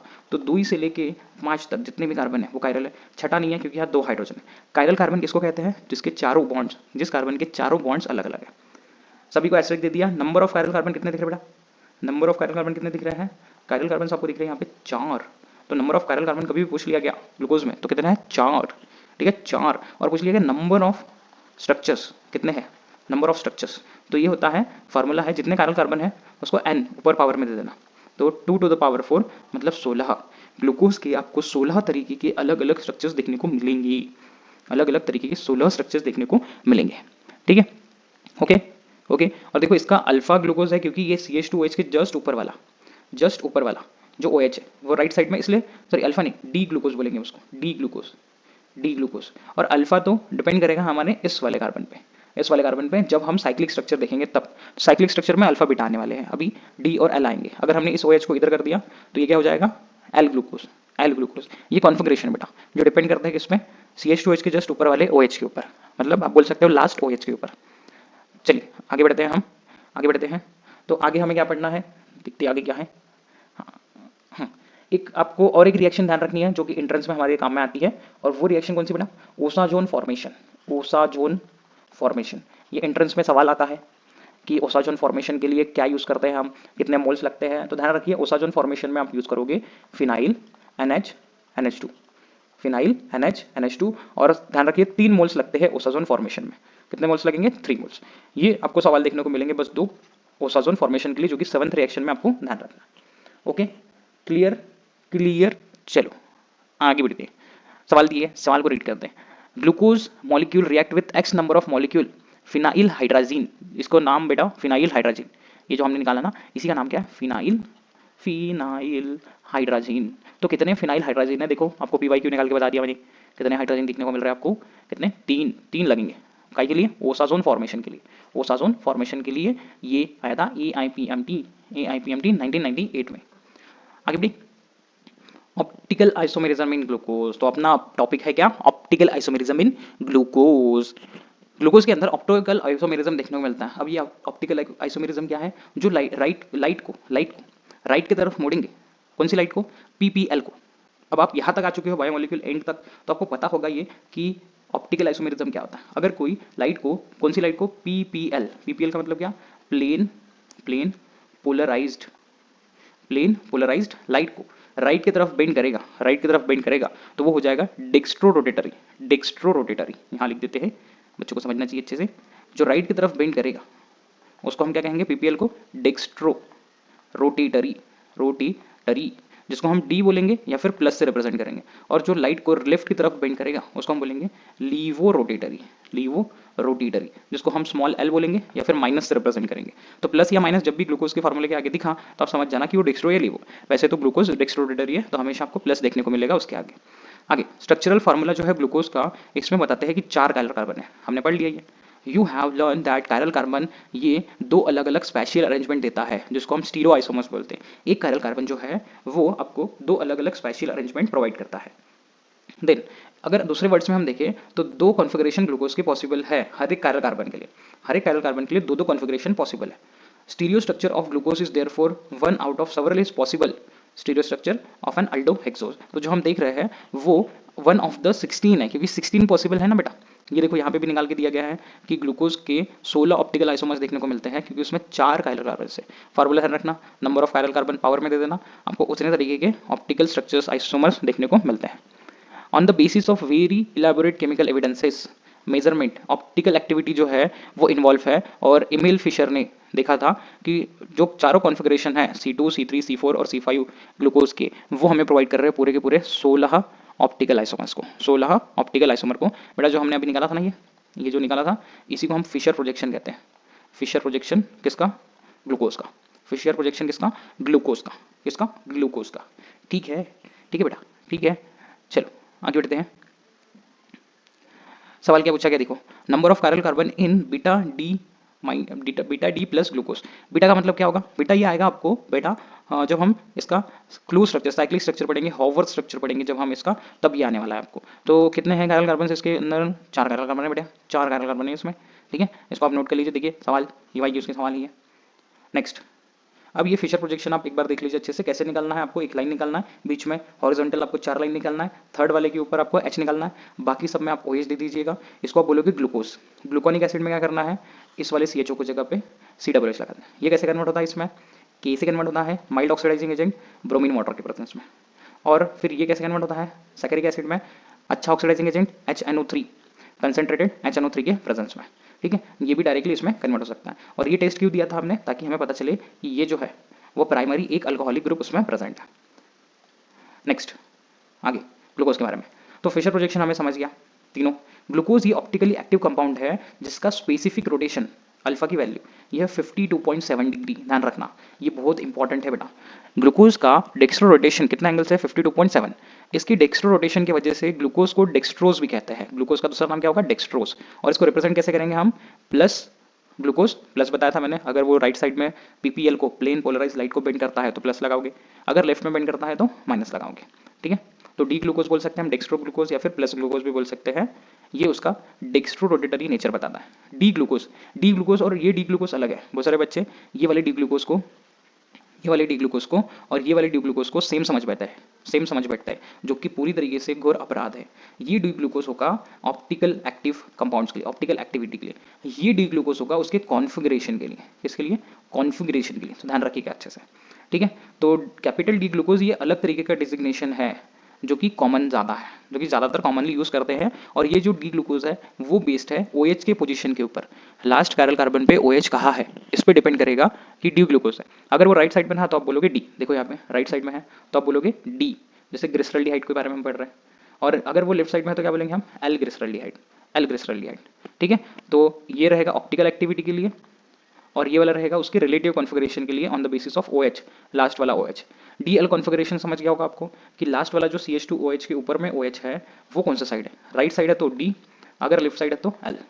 ठीक है, चलो अगर आपको DL समझ गया तो ये सवाल करके देखते हैं हम। कन्वेंशनली प्लस ग्लिसरॉल्डिहाइड रिप्रेजेंट होता है फिशर प्रोजेक्शन में कहाँ से, OH group attach to C2 on right side. C2 मतलब कौन सा होगा इसके लिए तो पहला ही कार्बन हो गया और ये दूसरा, तो दूसरे कार्बन में OH कहाँ है इस पर डिपेंड कर रहा है। क्लियर, यहाँ से आप पूरी तरीके से डी और एल को समझ लीजिएगा, इसको हमने अच्छे तरीके से समझा दिया। इसी को हम रिलेटिव कॉन्फ़िगरेशन बोलते हैं। ठीक है, डी और एल को रिलेटिव कॉन्फ़िगरेशन सिस्टम बोलते हैं on basis of OH attach on कहाँ पे, लास्ट वाला जो कायरल कार्बन है वहाँ। अब बताओ ऑप्टिकल रोटेशन एक्सपेरिमेंटली मेजर किया गया किसमें, कायरल कार्बन में यहाँ पे, तो हमें इसका ऑप्टिकल आइसोमेरिज्म बताना है। Optical rotation is an experimentally measurable property of a compound. Optical isomerism ये हमेशा एक्सपेरिमेंटली ही हम बता सकते हैं, ये हम किसी फार्मूले से किसी भी तरीके से ये नहीं बता पाएंगे कि इसका ऑप्टिकल आइसोमेरिज्म में कितनी वैल्यू हो सकती है। तो ये एक्सपेरिमेंटल एक फिनोमेना है। कॉन्फ़िगरेशन कायरल कार्बन का जो है ऑन द अदर हैंड ये डिफिकल्ट होगा सिंपल एक्सपेरिमेंट से। 1951 में एक्सरे क्रिस्टलोग्राफिक टेक्निक यूज़ की गई जिसमें प्लस का मतलब dextro rotatory plus sodium rubidium tartrate का कॉन्फ़िगरेशन देखा गया। और इसमें हमें पता चला कि OH जो है वो कौन से साइड में है, लेफ्ट साइड में, तो ये L कॉन्फ़िगरेशन शो करेगा। ठीक है, ये पहला ऐसा मौका था जहाँ पे रिलेटिव कॉन्फ़िगरेशन या फिर एब्सोल्यूट कॉन्फ़िगरेशन को यूज़ किया गया था। ठीक है, हिस्ट्री समझिए इसकी। चलो आगे बढ़ते हैं। अब मोनोसाइक्राइड्स का DL कॉन्फ़िगरेशन अच्छे तरीके से समझ लीजिए। ग्लिसरॉल्डिहाइड ये पैरेंट है सभी तरीके के मोनोसाइक्राइड्स का, और इसमें OH लगा है राइट साइड में तो ये हो जाएगा डी ग्लिसरॉल्डिहाइड। प्लस किस लिए है, प्लस है राइट साइड में वो PPL को बेंड कर रहा है, मतलब आप ऐसा भी लिख सकते हो डी फिर स्मॉल डी और फिर ग्लिसरॉल्डिहाइड। स्मॉल डी बताएगा आपको डेक्स्ट्रो रोटेशन मतलब राइट साइड में लाइट को, कौन सी लाइट को, PPL को बेंड किया गया है। यहाँ देखो ये किसका, ग्लूकोज में OH कहाँ लगा है इसके रिस्पेक्ट में, राइट साइड में, तो ये भी हो जाएगा डी। प्लस हमें क्या बताता है ग्लूकोज का डेक्स्ट्रो रोटेशन कितना है, ग्लूकोज का डेक्स्ट्रो रोटेशन स्पेसिफिक रोटेशन कितना दिया, प्लस 52.7 डिग्री। वैल्यू याद रखना बहुत काम में आएगी आगे में। ओके, चलो इन सवालों के जवाब दो। बताओ इसमें डी और एल कौन सा है, पॉज करके आंसर दीजिए फटाफट। ये है हमारे पास CH2OH सबसे लास्ट वाला, इसके रिलेट में ये OH कहाँ पे है, राइट साइड में, मतलब ये हो गया डी। और ये क्या है, थ्रियोज। जब डी इस साइड रहेगा, एक OH राइट साइड रहेगा और उसके जस्ट ऊपर वाला OH लेफ्ट साइड रहेगा, तो आप बोलोगे डी थ्रियोज। और दोनों अगर लेफ्ट साइड रहेंगे तो बोलोगे एल थ्रियोज। अब देखिए यहाँ ये क्या है, CH2OH, इसके रिस्पेक्ट में ये कौन सा साइड दिख रहा है आपको, लेफ्ट साइड में, तो आप क्या बोलोगे, ये एल राइबोज है, एल राइबोज। ओके बेटा, तो अगला टॉपिक है बच्चों रिंग स्ट्रक्चर ऑफ ग्लूकोज। सवाल ये बनता है कि वाई ग्लूकोज का जो रिंग स्ट्रक्चर है वो इंपॉर्टेंट है, ये ज़रूरत क्या है इसकी। तो सवाल का आंसर देते हुए हम आपको यहाँ पे कुछ बताते हैं कि ग्लूकोज का जो स्ट्रक्चर था लीनियर वाला या फिशर प्रोजेक्शन था, वो कुछ आंसर्स नहीं दे पा रहा था, कुछ रिएक्शंस कार्बोनिल ग्रुप को फॉलो करनी चाहिए थी वो नहीं कर रहा था। तो यहाँ पे पॉइंट में लिखेंगे हम since some reaction were not given by Fischer projection of glucose का जो फिशर प्रोजेक्शन था वो नहीं दे रहा था, therefore close structure of glucose is important. Close structure of glucose is important. तो ऐसी कौन सी रिएक्शन है आप पूछोगे, ऐसी कौन सी रिएक्शन है भैया? ये सर आप बताइए कि वो ग्लूकोज नहीं दे रहा था। तो पहले तो वो NaSO3 टेस्ट, NaSO3 टेस्ट ये नहीं दे रहा था, ठीक है। देन साथ ही साथ शिफ्ट टेस्ट ये नहीं दे रहा था वो। एंड थर्ड, जो उसका पेंटा एसिडेट स्ट्रक्चर था, पेंटा एसिडेट स्ट्रक्चर जो था, नॉट रिएक्ट विथ NH2OH, इसके साथ रिएक्शन नहीं हो रही थी। तो ये तीन बातें वो शो नहीं कर पा रहे थे, इस वजह से हमें साइक्लिक स्ट्रक्चर की जरूरत पड़ी। तो आई होप आपको इतना समझ गया होगा। हम यहाँ पे एक बार रीड कर लेते हैं क्या दिया गया है। On the basis of chemical evidence stereo structure of D glucose was represented by Fischer projection. तो स्टीरियो स्ट्रक्चर इसका रिप्रेजेंट किया गया केमिकल एविडेंसेस के ऊपर आधारित बाय फिशर ग्लूकोज, लेकिन found to exhibit some more chemical properties which could not be explained on the basis of structure 1। Glucose की कुछ और केमिकल प्रॉपर्टीज थी जो कि उस स्ट्रक्चर से, फिशर प्रोजेक्शन से एक्सप्लेन नहीं हो पा रही थी। तो जरूरत पड़ेगी, it was necessary to write another structure for glucose which will explain all the properties. तो रिंग स्ट्रक्चर जो था वो ये सारी रिक्वायरमेंट को फुलफिल कर रहा था। अब ये रिंग स्ट्रक्चर कैसे निकालेंगे वो समझते हैं हम। देखिए, रिंग स्ट्रक्चर निकालने के लिए पहले तो हम नॉर्मल सा स्ट्रक्चर निकालेंगे, नॉर्मल स्ट्रक्चर। और आपको पता ही नॉर्मल केस में हमें क्या करना पड़ेगा, फिशर प्रोजेक्शन में थर्ड वाले पे H, बाकी सब पे OH OH OH और यहाँ CH2 OH, सबसे ऊपर में CHO। और इसका जो सेकंड, अब क्लोज स्ट्रक्चर बनाने के लिए फिशर प्रोजेक्शन के अंदर ही आप क्या करोगे, ये जो कार्बोनिल ग्रुप है इसकी रिएक्शन आप फिफ्थ वाले के साथ करोगे, फिफ्थ वाले के साथ, और वहां से रिमूव करोगे वाटर का। देखिए कैसे होने वाला है, ये वैसे का वैसे ही, ये वैसे का वैसे ही, ये वैसे का वैसे ही, और यहाँ पे आ जाएगा लिंकेज, यहाँ से O और यहाँ से O, ये पूरी ज्वाइन होने वाले हैं। यहाँ आ जाएगा OH H OH, एंड में CH2OH, यहाँ पे H OH H और यहाँ पे H। अब देखो बेटा, इसमें पहले कायरल कार्बन कितने थे ग्लूकोज में, हमने पढ़ा था इसमें 4 कायरल कार्बन है, और ये भी एक कायरल कार्बन हो जाता है, ये भी एक कायरल कार्बन हो जाता है। और ये स्ट्रक्चर को क्लोज स्ट्रक्चर बोलेंगे हम, ये स्ट्रक्चर क्लोज हो गया, इसको हम बोलते हैं hemi acetal structure, hemi acetal structure, clear. और नए कायरल कार्बन होने की वजह से, आने की वजह से इसके स्ट्रक्चर में चेंजेस आ सकते हैं। ये OH जो है वो राइट साइड में भी रह सकता है, और ये OH जो है वो लेफ्ट साइड में भी रह सकता है। अगर वो राइट साइड में है तो हम उसको कहेंगे alpha glucose, alpha D glucose. तो ये हो गया अल्फा डी ग्लूकोज, और यहाँ पे प्लस भी ले लेंगे डेक्सट्रोरोटेशन के लिए, अल्फा डी प्लस ग्लूकोज। अगर यही वाला OH हम लेफ्ट में भेज दें तब हम उसको क्या कहेंगे, यहाँ पे आ गया OH, यहाँ OH, ये आ गया H, यहाँ पे भी H, और लास्ट में CH2OH, यहाँ से लिंकेज बन रही है ऐसी, ये आ गया H, लास्ट में OH। तो देखो फर्स्ट वाला OH कहाँ दिख रहा है आपको, राइट साइड में, और राइट साइड में दिखा मतलब क्या बोलोगे, बीटा डी प्लस ग्लूकोज। अब सुनिए, इसको हम क्या कहते हैं, इसको क्या कहते हैं, अल्फा और बीटा जो है ये हमें मिल रहे हैं कहाँ पे, पहले कार्बन के ऊपर, या फिर हम बोल सकते हैं यहाँ से दूसरे कार्बन के ऊपर मिल रहे हैं, हमें सेकेंड कार्बन के ऊपर मिल रहे हैं। सो इनको हम बोलेंगे एनोमेरिक कार्बन, एनोमेरिक कार्बन, ये हो जाएंगे हमारे लिए एनोमेरिक कार्बन, एनोमेरिक कार्बन। तो सवाल ये पूछते हैं बाद में कि एनोमेरिक कार्बन ग्लूकोज में कौन सा है, तो ये हो जाएगा फर्स्ट कार्बन हमारे लिए, फर्स्ट कार्बन। तो C1 हो जाएगा हमारे लिए फर्स्ट कार्बन ग्लूकोज में। जब फ्रुक्टोज की बारी आएगी ना तो उसमें सेकंड कार्बन आएगा, देखना, ओके, सेकंड कार्बन पे वेरिएशन देखने को मिलेंगे। और एक प्रॉपर्टी ध्यान रखिए कि अल्फा और बीटा इनका इंटर कन्वर्जन हो सकता है, इंटर कन्वर्जन हो सकता है, ऐसी प्रॉपर्टी को हम बोलते हैं म्यूटा रोटेशन। कौन सी प्रॉपर्टी, म्यूटा रोटेशन, म्यूटा रोटेशन। तो ग्लूकोज का म्यूटा रोटेशन जो है alpha beta form inter converted है, ये है 52.5 डिग्री पे, 52.5। आपको ये वैल्यूज भी पूछते हैं तो आप ध्यान रखिए सारी वैल्यूज, ओके। और अल्फा बीटा जो है वो कहाँ पे आएंगे, कार्बोनिल कार्बन के ऊपर, कहाँ पे, कार्बोनिल कार्बन के वजह से, कार्बोनिल कार्बन के वेरिएशन के वजह से, कार्बोनिल कार्बन की वेरिएशन की वजह से, क्योंकि कार्बोनिल कार्बन ने क्या किया, यहाँ से हेमी एसिडल स्ट्रक्चर बनाया, वो भी कायरल हो गया, वो भी कायरल हो गया, ठीक है, वेरिएशन के वजह से, ओके। अल्फा क्या होगा, अल्फा में OH राइट साइड में रहेगा, और बीटा में OH लेफ्ट साइड में रहेगा। जब हम इसका बनाएंगे क्या, क्लोज स्ट्रक्चर, हॉवर्ड स्ट्रक्चर, तब कैसा बनता है ये भी समझते हैं। तो आई होप यहाँ तक समझ गया होगा। हम आगे बढ़ते हैं। देखिए ये फिशर प्रोजेक्शन है इसका, ग्लूकोज का, अल्फा डी प्लस ग्लूकोज का, और यहाँ CHO ग्रुप ने और फिफ्थ वाले हाइड्रोक्सिल ग्रुप ने यहाँ पे बना लिया क्लोज स्ट्रक्चर, क्लोज स्ट्रक्चर। ठीक है, ये बता रहा है हमें अल्फा स्ट्रक्चर, और OH राइट साइड में है तो राइट साइड में तो अल्फा और लेफ्ट साइड में है तो बीटा।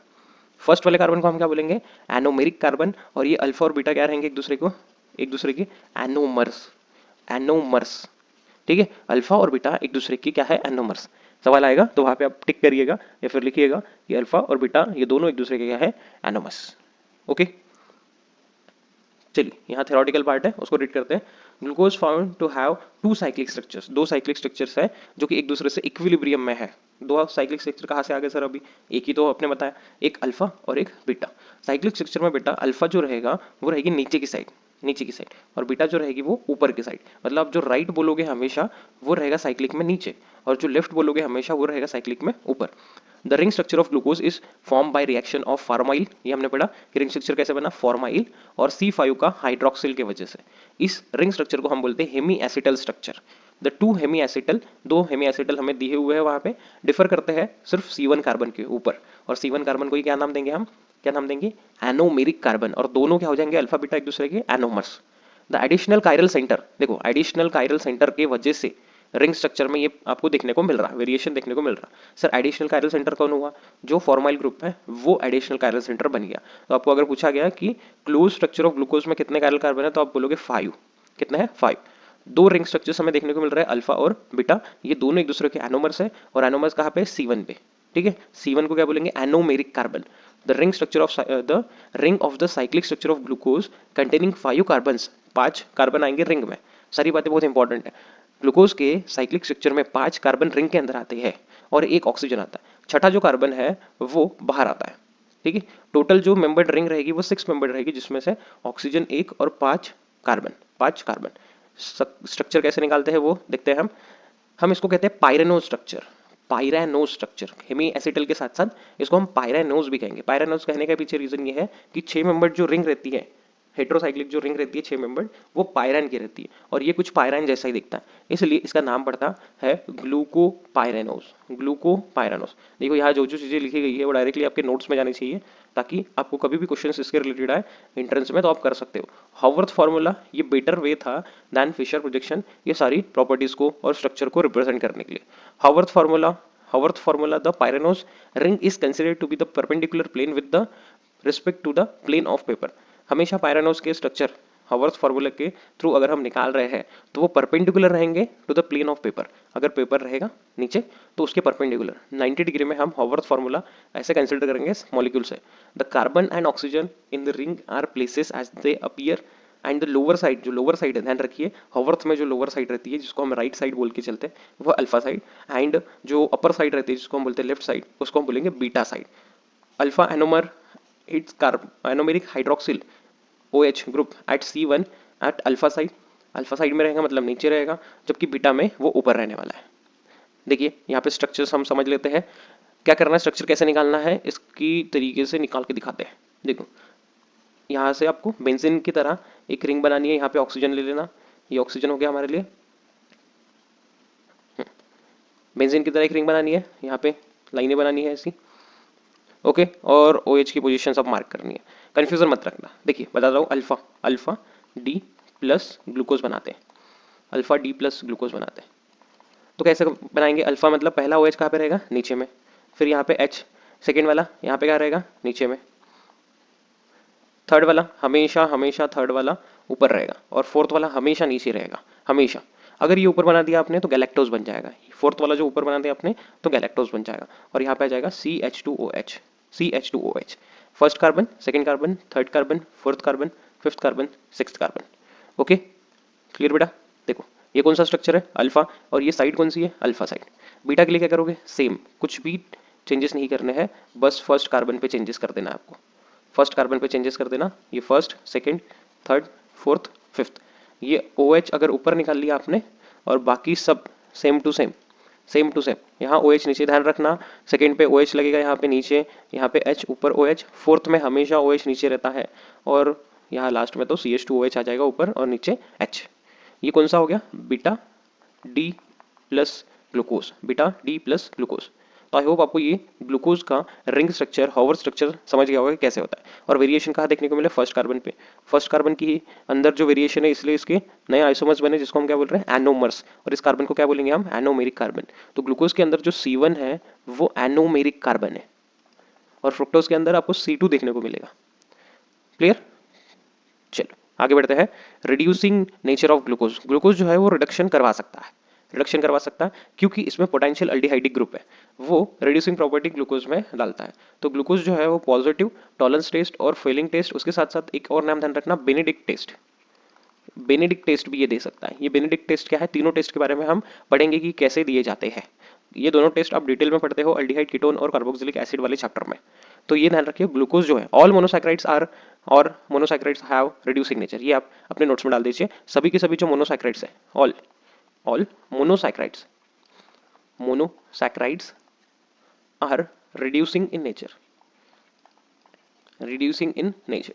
डाइसैकेराइड्स के बारे में हमें देखना पड़ेगा कि उनके पास पोटेंशियल अल्डिहाइड, कीटोन दोनों में से कोई ना कोई एक ग्रुप चाहिए।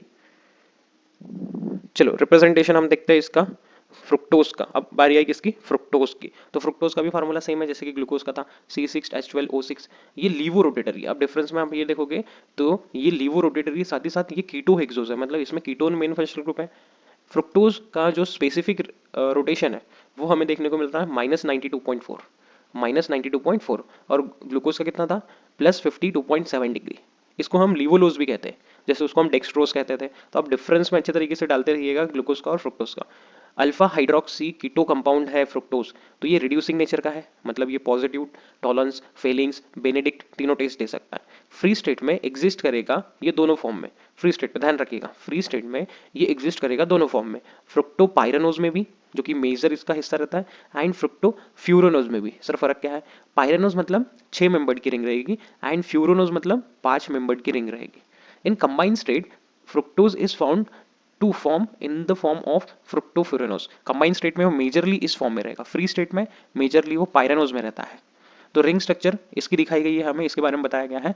द नेम ऑफ फ्यूरोनोज, फ्यूरोनोज उसका नाम क्या था ग्लूकोज का? पाइरेनोज। इसका नाम क्या पड़ा? फ्यूरोनोज, क्योंकि ये 5 मेंबर्ड हेटेरोसाइक्लिक रिंग है। Is given by analogy with furan, a 5 membered heterocyclic compound. ठीक है, अब इसका हम ओपन चेन स्ट्रक्चर जो है वो देखेंगे और ओपन चेन के साथ में फिर ये इसने कैसे बनाया वो देखेंगे। चलिए यहाँ पे बनाते हैं हम। यहाँ पे भी आपको 4 लेने हैं कुछ इस तरीके से। यहाँ जाएगा C double bond O, third carbon पे H, फिर बाकी सब जगह OH OH, नीचे में हमेशा CH2 OH और ऊपर में हमेशा CH2 OH in case of fructose. बाकी सब जगह आप लगा दीजिए H को, यहाँ क्या लगा लोगे? OH को, यहाँ लगाओ H को, यहाँ लगाओ H को। इसमें क्या होगा कि सेकेंड जो कार्बन का कीटोनिक ग्रुप है ये फिफ्थ कार्बन के साथ में बॉन्ड बनाएगा ऐसे, और इस स्ट्रक्चर को हम क्या बोलेंगे? हेमिकीटल स्ट्रक्चर। जैसे वहाँ हेमी एसिटल था, यहाँ बन जाएगा हेमिकीटल स्ट्रक्चर। अब ये हेमिकीटल में होगा क्या? देखिए यहाँ से ऑक्सीजन हट जाएगा, ये बॉन्ड हट जाएगा, यहाँ से ये हट जाएंगे और बीच में आपको कहीं ना कहीं ऑक्सीजन देखने को मिलेगा। एक सेकेंड, हाँ निकाल लेते हैं अच्छे से। ये देखिए इस तरीके से आपको स्ट्रक्चर देखने को मिलता है। और यहाँ पे एनोमेरिक कार्बन कौन हो जाएगा? एनोमेरिक कार्बन कौन हो जाएगा? सेकेंड वाला। कौन हो जाएगा? सेकेंड वाला। Okay clear? वेरिएशन देखने को मिलेंगे हमें कहाँ पे? सेकेंड वाले इसमें। कोई परेशानी? हाँ आगे देखते हैं स्ट्रक्चर्स के बारे में। तो जैसा कि हम देख पा रहे हैं यहाँ पे ये है फ्रुक्टोज का हॉपर स्ट्रक्चर कैसे बना ये देखते हैं। तो यहाँ तक हमने अच्छे तरीके से समझ लिया था कि फ्रुक्टोज का ओपन चेन स्ट्रक्चर कैसे बनाना है। सेकंड कार्बन पे हमें यहाँ पे कीटोनिक ग्रुप देखने को मिलेगा, थर्ड कार्बन पे H राइट साइड पे रहेगा एंड सेम टू सेम बाकी सारी चीजें ग्लूकोज जैसे ही। इसका सेकंड कार्बन जो है वो इन्वॉल्व होगा, मीन्स इसका कीटोनिक ग्रुप इन्वॉल्व होगा फिफ्थ वाले के साथ में और हेमिकीटल स्ट्रक्चर बनाने को हमें देखने को मिलेगा। फिर ये जो OH है इसकी पोजीशन की वजह से हमें देखने को मिलते हैं दो तरीके के एनोमर्स, एक अल्फा फॉर्म और एक बीटा फॉर्म। अल्फा फॉर्म में ये OH कहाँ रहेगा?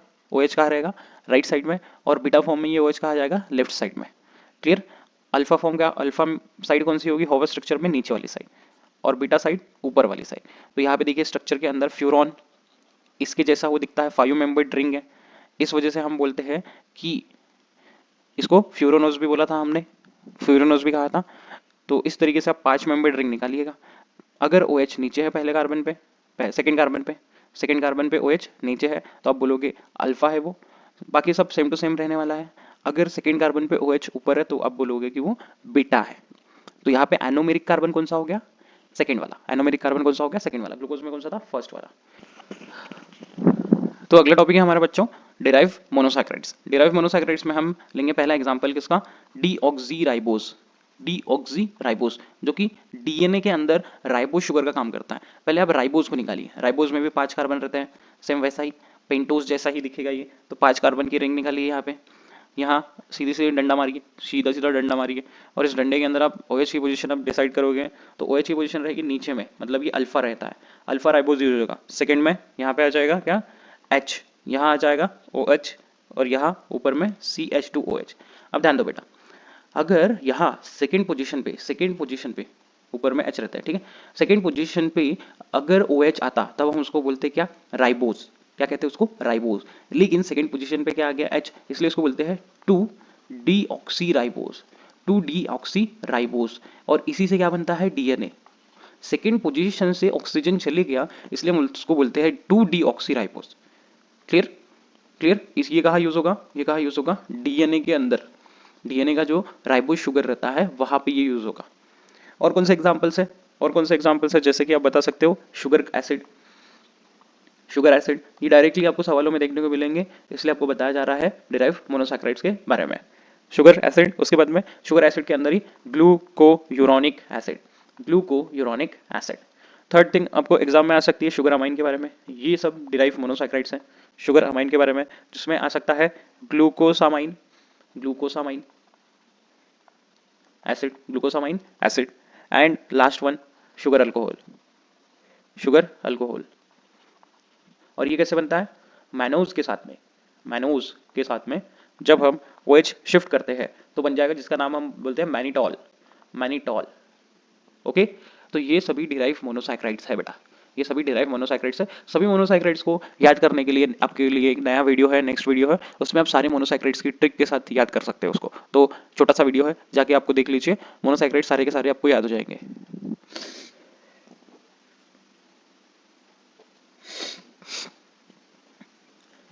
तो आफ्टर कवरिंग मोनोसैकेराइड्स हमारी गाड़ी आ चुकी है कहाँ पे? डाइसैकेराइड्स के ऊपर। डाइसैकेराइड्स ऐसे सैकेराइड्स है जिसको हाइड्रोलाइज करेंगे तो कितने यूनिट देंगे?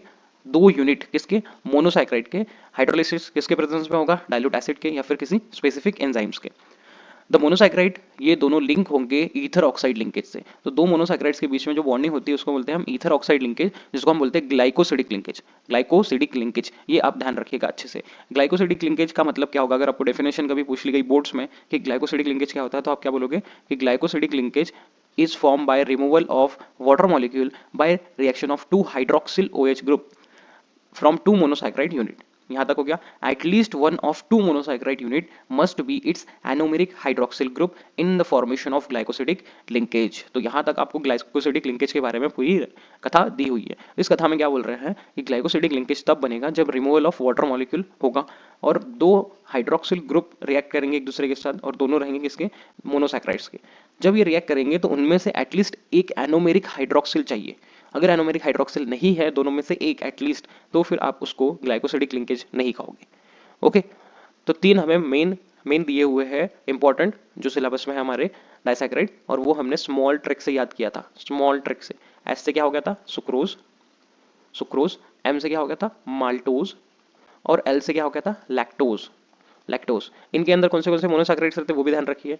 तो जो सुक्रोज है उसके अंदर रहता है ग्लूकोज, ग्लूकोज याद होगा, GF बताया था मैंने, ग्लूकोज और फ्रुक्टोज। माल्टोज के अंदर GG मतलब glucose and glucose, glucose and glucose. और लैक्टोज के अंदर फिर GG, क्योंकि इसमें लैक्टोज आ रहा तो गैलेक्टोज तो आएगा ही, तो ग्लूकोज और गैलेक्टोज। आइए इनके बारे में देखते हैं कि इनके अंदर कौन सी लिंकेज रहती है जब ये ज्वाइन होते हैं, कौन अपना एनोमेरिक कार्बन यूज करेगा। ग्लाइकोसिडिक लिंकेज के सबके नाम भी ध्यान रखने हैं। तो चलिए आगे बढ़ते हैं फटाफट। यहाँ पे हमें स्ट्रक्चर दिया किसका? सुक्रोज का, सुक्रोज का। तो देखो सुक्रोज के स्ट्रक्चर में ये ऊपर वाला किसका है? ग्लूकोज का यूनिट। क्या होगा सुक्रोज में? हमेशा सुक्रोज में क्या होता है बेटा? हमेशा एक ग्लूकोज और एक फ्रुक्टोज दोनों ज्वाइन होते हैं। अब हमें ये भी ध्यान रखना है कि कौन सा ग्लूकोज ज्वाइन होगा और कौन सा फ्रुक्टोज ज्वाइन होगा। तो ग्लूकोज हमेशा रहेगा अल्फा, मतलब इसका पहला OH रहेगा ऊपर की साइड में, नीचे की साइड में, सॉरी नीचे की साइड में। और फ्रुक्टोज रहेगा हमेशा बीटा, मतलब इसका OH रहेगा हमेशा ऊपर की साइड में।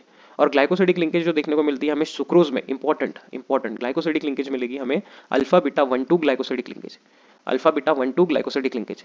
अब सवाल ये है हमारे पास में बेटा, इसका आंसर बताइएगा कि ग्लूकोज के अंदर एनोमेरिक कार्बन कौन सा था, फर्स्ट वाला सर, और फ्रुक्टोज के अंदर एनोमेरिक कार्बन कौन सा था, सेकंड वाला सर। मतलब यहाँ पे दोनों ने अपना एनोमेरिक कार्बन यूज किया है, हाइड्रोक्सिल ग्रुप यूज किया है ताकि वो ईथर ऑक्साइड लिंकेज बना सके। इसलिए सबसे इंपॉर्टेंट बात ये होती है कि दोनों ने अपना एनोमेरिक कार्बन यूज किया, अपना हाइड्रोक्सिल एनोमेरिक कार्बन यूज किया, उस वजह से ये बन जाते हैं नॉन रिड्यूसिंग शुगर। तो नॉन रिड्यूसिंग शुगर के पीछे कभी रीजन है आपको कि क्यों ऐसा सुक्रोज जो है वो बन जाता है नॉन रिड्यूसिंग, तो आप क्या बोलोगे, सिंस इन्होंने दोनों अपने एनोमेरिक कार्बन यूज कर लिए है, हाइड्रोक्सिल ग्रुप यूज कर लिए है ईथर ऑक्साइड लिंकेज या फिर ग्लाइकोसिडिक लिंकेज बनाने के लिए, तो फिर इनके पास पोटेंशियल अल्डिहाइडिक या फिर कीटोनिक ग्रुप नहीं बचा, और फिर ये हो जाएंगे कैसे, नॉन रिड्यूसिंग, क्योंकि वो अगर पोटेंशियल अल्डिहाइडिक या कीटोनिक है ही नहीं तो फेलिंग टॉलरेंस बेनेडिक्ट कोई भी तरीके का टेस्ट नहीं देने वाले। क्लियर बेटा, समझ गए इतना। ये देखिए हावर स्ट्रक्चर अल्फा ग्लूकोज का जो हमने ऑलरेडी पढ़ा, हावर स्ट्रक्चर ऑफ बीटा ग्लूकोज का, बीटा में क्या करोगे, OH ऊपर दे दोगे, इनके बीच में ग्लाइकोसिडिक लिंकेज बन रहा है। ग्लाइकोसिडिक लिंकेज इंपॉर्टेंटली ध्यान रखना है आपको, इसको स्टार बना के रखिए आप, अल्फा बीटा 1,2 ग्लाइकोसिडिक लिंकेज। क्या सुक्रोज रिड्यूसिंग नेचर का है, बिल्कुल नहीं, क्योंकि उसने दोनों अपने एनोमेरिक कार्बन जो है स्ट्रक्चर बनाते वक्त यूज कर लिया है। देखो सुक्रोज एक डेक्स्ट्रोरोटरी है, डेक्स्ट्रोरोटरी इसके जैसा ग्लूकोज जैसा, ग्लूकोज का स्पेसिफिक रोटेशन कितना था 52.7 डिग्री, और यहाँ पे सुक्रोज का कितना है 66.5 degree. On hydrolysis with dilute acid या फिर एंजाइम इन्वर्टेज, इन्वर्टेज हमेशा सुक्रोज को दो मोनोसैकेराइड्स में ये बांट देता है। तो इन्वर्टेज एंजाइम्स के प्रेजेंस में सुक्रोज जो है वो इक्वीमोलर, इक्वीमोलर मतलब दोनों का इक्वल अमाउंट रहेगा, इक्वीमोलर डी प्लस ग्लूकोज, डी का मतलब क्या होगा बेटा, OH कहाँ रहेगा, OH कहाँ रहेगा, कहाँ रहेगा, राइट साइड में, और प्लस का मतलब dextro rotatory, and D minus fructose, D का मतलब OH रहेगा राइट साइड में, माइनस मतलब लीवो रोटेटरी। तो सुक्रोज इसमें पानी डाला गया in the presence of acid या फिर एंजाइम इन्वर्टेज, वो कन्वर्ट हो गया डी ग्लूकोज और डी फ्रुक्टोज में। अब यहाँ क्या प्रॉब्लम है ये समझिए, इसमें एक प्रॉपर्टी आपको समझाना है कि सुक्रोज जो था वो खुद कैसा था, डेक्स्ट्रो रोटेटरी, ग्लूकोज कैसा है, डेक्स्ट्रो रोटेटरी, एंड फ्रुक्टोज कैसा, लीवो रोटेटरी। इसका स्पेसिफिक रोटेशन 66.5 डिग्री, इसका स्पेसिफिक रोटेशन 52.7 डिग्री, और इसका माइनस 92.4 डिग्री। ये कन्वर्ट हुआ ग्लूकोज और फ्रुक्टोज में, तो आप देख पा रहे हो कि जो फ्रुक्टोज का लीवो रोटेशन है वो डोमिनेंट है, वो डोमिनेंट दिख रहा है। इस वजह से जब हम इसको ग्लूकोज और फ्रुक्टोज में कन्वर्ट करते हैं तो वो जो रिजल्टिंग सॉल्यूशन रहेगा वो लीवो रोटेटरी रहेगा। देखो since the लीवो rotation of fructose 92.4 degree is larger than dextro rotation of glucose जो कि 52.7 डिग्री है, तो हाइड्रोलिसिस जो प्रोडक्ट होगा वो हमें लीवो रोटेशन दिखाएगा। ये पूरा जो सोल्यूशन होगा वो कैसा दिखाएगा, लीवो रोटेशन। तो हेंस अगर हमने सुक्रोज का हाइड्रोलिसिस किया तो उसका इन्वर्जन हो जाता है, क्योंकि सुक्रोज पहले कैसा था, डेक्स्ट्रो, और बाद में कैसा हो गया, लीवो, और इस शुगर को हम बोलते हैं इन्वर्टेड शुगर या फिर invert sugar. Structure of sugar contains glycosidic linkage between, sugar के अंदर, सुक्रोज के अंदर ग्लाइकोसिडिक लिंकेज कहाँ रहेगा, C1 ऑफ अल्फा ग्लूकोज, क्योंकि वहां पे C1 क्या था, एनोमेरिक कार्बन, और C2 ऑफ बीटा फ्रुक्टोज, क्योंकि C2 था फ्रुक्टोज के अंदर एनोमेरिक कार्बन। सिंस अब यहां से ये बताया था, ये बताया गया आपको, since the potential aldehydic and ketone group of both monosaccharide unit are involved in the formation of glycosidic bond, sucrose non reducing है, सुक्रोज नॉन रिड्यूसिंग है।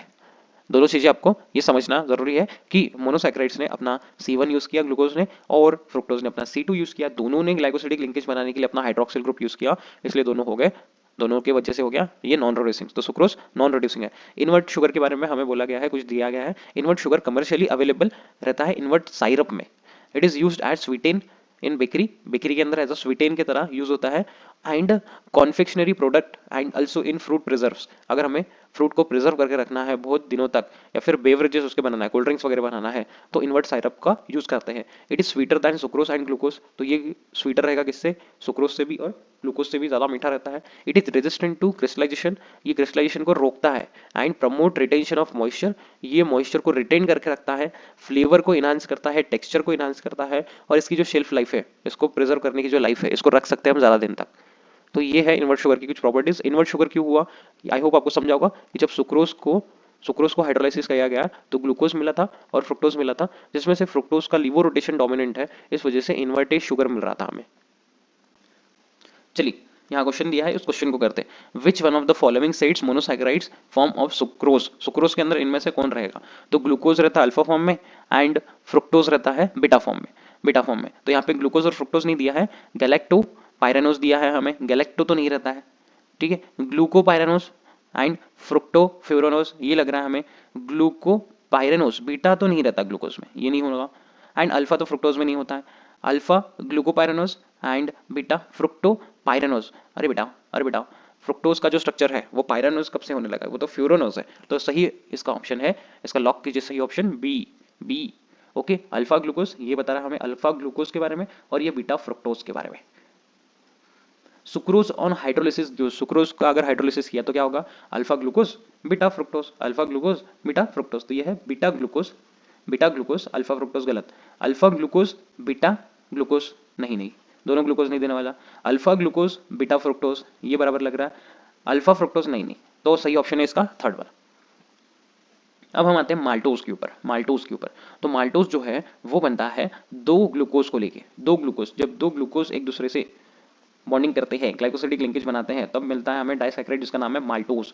अब सर कौन से माल्टोज के अंदर कौन से रहते हैं, तो दोनों रहते हैं अल्फा, दोनों रहते हैं अल्फा लिंकेज, अल्फा वाले दोनों अल्फा ग्लूकोज देखने को मिलते हैं हमें। देखो माल्टोज का फार्मूला भी सेम है, ये डाइसैकराइड है, दो डी ग्लूकोज से बनता है, और कौन सा D glucose, alpha D glucose. The glycosidic linkage जो है इसमें फर्स्ट कार्बन के ऊपर, फर्स्ट कार्बन की वजह से और फोर्थ कार्बन की वजह से बनती है, इसलिए इसका नाम पड़ता है अल्फा 1,4 ग्लाइकोसिडिक लिंकेज।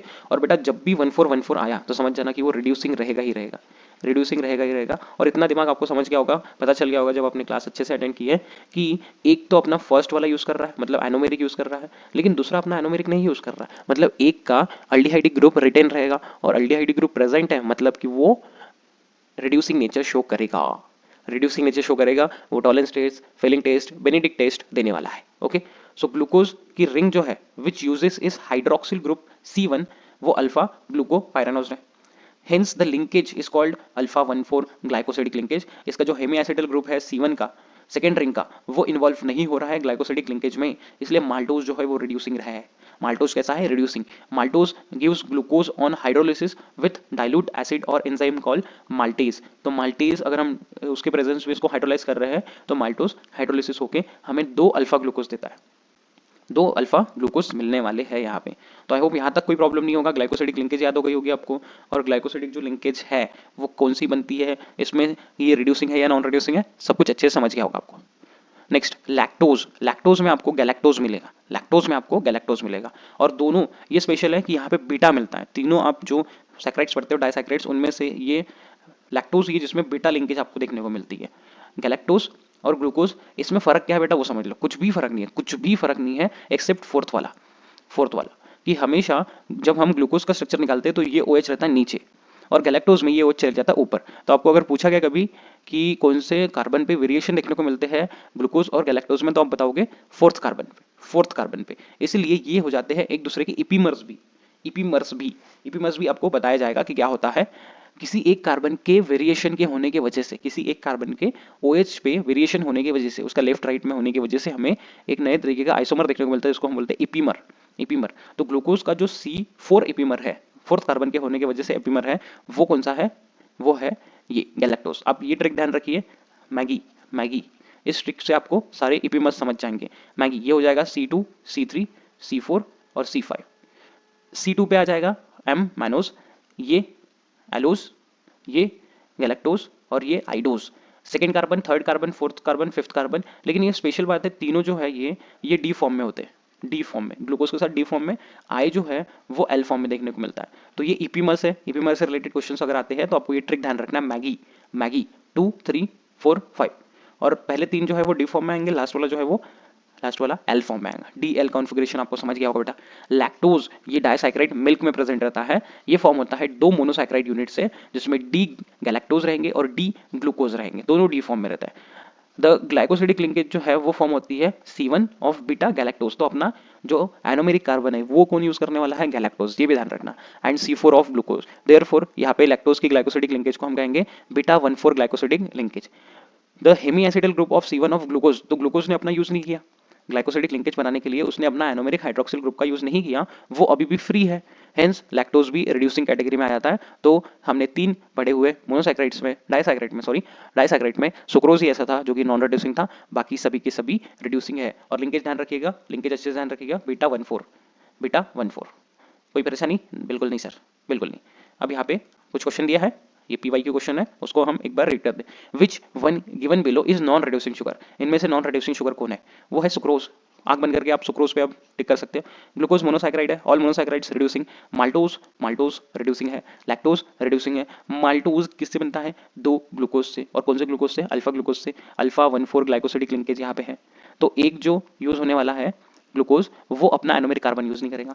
लैक्टोज किससे बनता है? गैलेक्टोज से, गैलेक्टोज से, गैलेक्टोज से प्लस ग्लूकोज से, और दोनों कौन से रहेंगे? दोनों रहेंगे बीटा। इसलिए यहाँ पे देखने को मिलता है बीटा 1,4 ग्लाइकोसिडिक लिंकेज, और गैलेक्टोज यूज करेगा अपना एनोमेरिक कार्बन, ग्लूकोज का बच जाता है, इसलिए वो तो है बेटा कैसा कैसा reducing.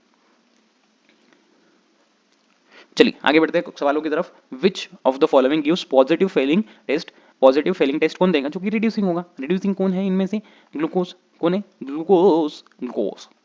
Next, use your brain power, power use करते हैं। इज गैलेक्टोज एंड अल्डोहेक्सोज और कीटोहेक्सोज, बेटा अगर ये इपीमर है किसका? ग्लूकोज का, तो ये अल्डोहेक्सोज ही होगा ना बेटा, अल्डोहेक्सोज ही होगा ना, क्योंकि ग्लूकोज भी अल्डोहेक्सोज है, ये भी अल्डोहेक्सोज है। ओके, और ये दोनों कौन से आइसोमर्स से? गैलेक्टोज और ग्लूकोज, ईपीमर्स है, ईपीमर्स।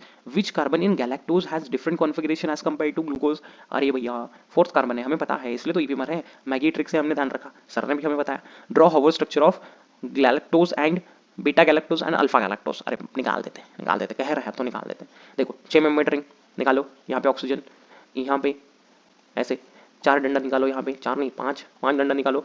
अगर OH नीचे आया, यहाँ OH नीचे, यहाँ हमेशा H नीचे, अगर आपने OH ऊपर दे दिया तब भी उसको बोलोगे आप गैलेक्टोज, और ये हो जाएगा CH2OH, ये हो गया alpha, alpha galactose, alpha galactose. Beta के लिए क्या करोगे? ये वाली OH ऊपर डाल देना, ठीक है? तो इतना काम कर लो बेटा, इतना काम कर लो। Which disaccharide among the sucrose, maltose and lactose is expected to Fehling test, Fehling test, ठीक है, ठीक है, ये सवाल हमारे लिए हलवा हो गया। लैक्टोज और माल्टोज ये दोनों पॉजिटिव फेलिंग टेस्ट और शिफ्ट टेस्ट नहीं, positive Fehling test, Tollens test, Benedict test दे सकते हैं। What are expected product of hydrolysis of lactose, lactose के एक्सपेक्टेड प्रोडक्ट क्या? अरे यार क्या पूछ रहे हो? Galactose plus glucose, galactose plus glucose, ये उसके हाइड्रोलाइसिस होने के बाद के प्रोडक्ट्स हैं। चलिए फटाफट गाड़ी को आगे बढ़ाते हैं। अब हमारे पास है क्या? पॉलीसाइक्राइड्स, पॉलीसाइक्राइड्स, ठीक है, सारे पॉलीसाइक्राइड्स को हम अभी कवर करेंगे वन बाय वन। तो polysaccharides are form by linking large number of monosaccharide, बहुत सारे मोनोसाइक्राइड एक दूसरे से ज्वाइन होंगे तो हमें मिलेंगे क्या? पॉलीसाइक्राइड्स, और ज्वाइन होंगे कैसे? ग्लाइकोसिडिक लिंकेज से। 3 हमें पढ़ना है, स्टार्च, सेलुलोज और ग्लाइकोजिन, ये मोस्ट कॉमन नेचुरल पॉलीसाइक्राइड्स है। स्टार्च ये स्टोर करता है कार्बोहाइड्रेट प्लांट्स में, एंड इंपॉर्टेंट न्यूट्रिएंट है किसके लिए? ह्यूमंस के लिए। अगर हम कार्बोहाइड्रेट नहीं लेते हैं तो एनर्जी हमारी बहुत कम हो जाती है, तो कार्बोहाइड्रेट ये इंपॉर्टेंट न्यूट्रिएंट है ह्यूमंस के लिए और बाकी एनिमल्स के लिए, जो कि स्टोरेज करते हैं क्या? प्लांट्स, स्टार्च के फॉर्म में स्टोर करते हैं प्लांट्स। लेकिन सेलुलोज ये मेन कंस्टिट्यूएंट है सेल वॉल की प्लांट्स के अंदर या बैक्टीरिया सेल्स के अंदर। प्लांट्स की जो सेल वॉल है वो बनती है सेलुलोज से, और बैक्टीरियल सेल्स की भी सेल वॉल जो है वो बनती है किससे? सेलुलोज से। It is also main constituent of would, लकड़ी के अंदर और कॉटन के अंदर भी सेलुलोज रहता है। पॉलीमर में आपने कॉटन के बारे में पढ़ा होगा तो आपको पता होगा कि सेलुलोज रेयॉन जो कि मॉडिफाइड पॉलीमर में आ जाता है। ग्लाइकोजीन ये स्टोर करता है कार्बोहाइड्रेट एनिमल्स के अंदर, कहाँ पे? लिवर में प्रेजेंट रहता है, ये मसल्स में और ब्रेन में प्रेजेंट रहता है। तो ग्लाइकोजीन ये फैट, ये कार्बोहाइड्रेट स्टोर करके रखेगा कहाँ पे? लिवर में, मसल्स में और ब्रेन में। ये यीस्ट में भी देखने को मिलते हैं और फंगीज में भी देखने को मिलते हैं।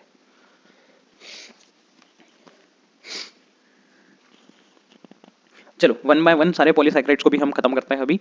तो इनमें से जो पहला पॉलीसाइक्राइड हमारे पास आएगा वो कौन सा है? स्टार्च। और इसके पहले हमें यहाँ पे कुछ दिया हुआ है, कैन यू थिंक का, उसको पढ़ते हैं। When you chew plain bread, अगर आप प्लेन ब्रेड को चबाते हो, चपाती को, भाकरी को बहुत समय तक चबाते हो तो आपको उसका टेस्ट देखने को मिलता है कैसा? Sweet.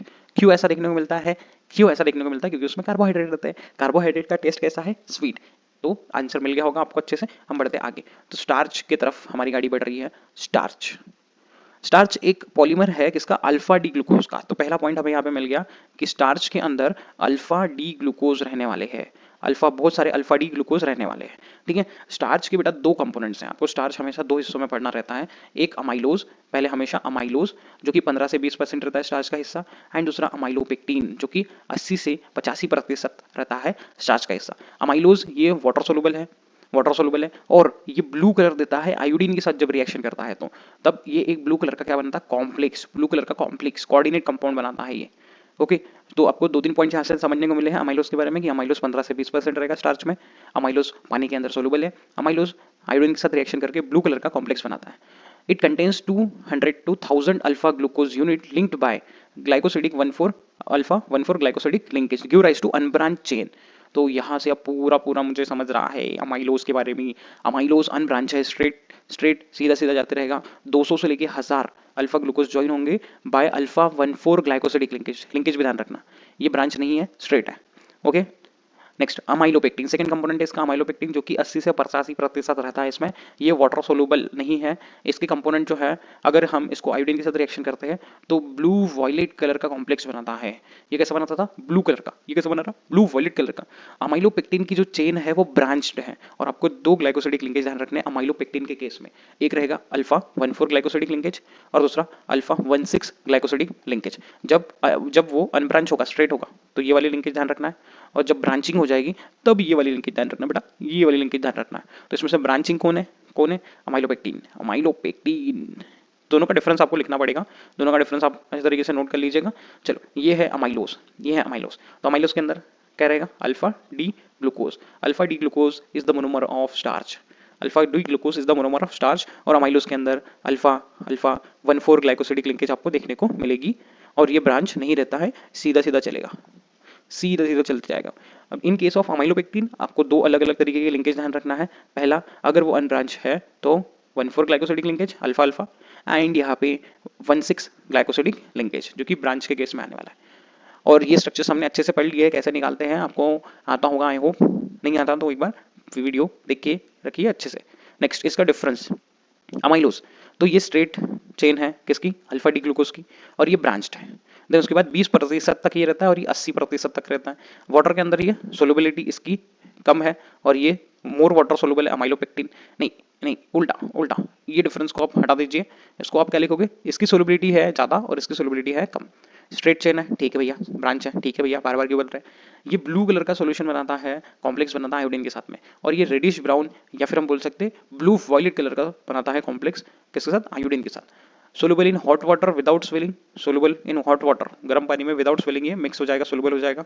Soluble in hot water with swelling, अगर ये हॉट वाटर में गर्म होता है, गर्म पानी में मिक्स होता है तो स्वेलिंग के साथ में मिक्स होगा। Does not form a gel when hot water is added to it, तो ये जेल नहीं फॉर्म करेगा, और ये जेल फॉर्म करता है। उसके बाद में ग्लाइकोसिडिक लिंकेज दोनों के ध्यान रखिए, यहाँ पे लिख देते हैं alpha 1,4 glycosidic linkage, alpha 1,4 glycosidic linkage, और ये हो जाएगा alpha 1,4 glycosidic linkage in case of unbranched, and एक और रहता है alpha 1,6 glycosidic linkage in case of branching.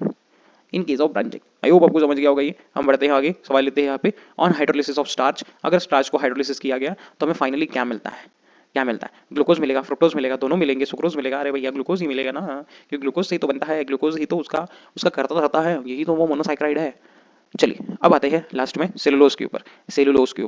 Cellulose ये स्ट्रेट चेन पॉलीसैकेराइड है बीटा ग्लूकोज का। तो तीनों में अगर आपको पूछा गया अमाइलोपेक्टिन, फिर उसके बाद अमाइलोज एंड उसके बाद सेलुलोज, तीनों में पूछा गया तो आपको एक ही ध्यान रखना है कि ये बीटा ग्लूकोज से बनता है, बीटा ग्लूकोज, और यहाँ पे बीटा 1,4 ग्लाइकोसिडिक बॉन्ड्स देखने को मिलते हैं। केमिकल जो हाइड्रोलिसिस है ग्लूकोज का require use of concentrated strong acids at higher temperature and pressure. ये पॉइंट बहुत इंपॉर्टेंट है बेटा। केमिकल अगर हाइड्रोलिसिस करना है हमें सेलुलोज का, तो हमें कंसंट्रेटेड स्ट्रॉन्ग एसिड्स चाहिए, और वो भी हाई टेम्परेचर और हाई प्रेशर पे। इस वजह से हम ये बता सकते हैं कि जो बीटा 1,4 ग्लाइकोसिडिक लिंकेज है सेलुलोज का, ये बहुत ज़्यादा स्ट्रॉन्ग है, और फिर ये हाइड्रोलाइज इजीली नहीं हो सकता। इस वजह से अगर हम कच्ची सब्जियां रेगुलरली कंज्यूम करते हैं तो वो हमारी बॉडी डाइजेस्ट नहीं कर पाती। Human do not have enzyme which can hydrolyse this linkage, hence cellulose can not be digested by human being.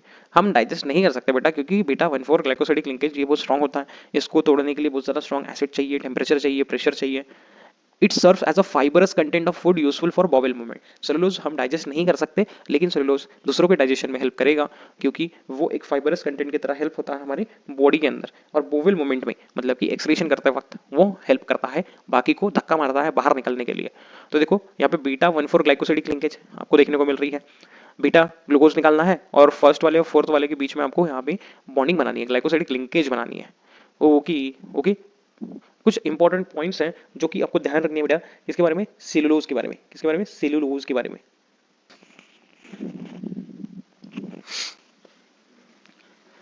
तो पहला इंपॉर्टेंट पॉइंट ये ध्यान रखना कि ये बनता है बीटा ग्लूकोज से। ये तो पता है सर हमें, ये तो पता है बीटा ग्लूकोज से बनेगा। साथ ही साथ इसमें कितना है बीटा ग्लूकोज रहेंगे? कम से कम 6,000 बीटा ग्लूकोज के यूनिट रहते हैं। फिर ये अनब्रांच्ड है, अनब्रांच्ड है। ग्लाइकोसिडिक लिंकेज कौन सी है इसकी? Beta beta sorry beta beta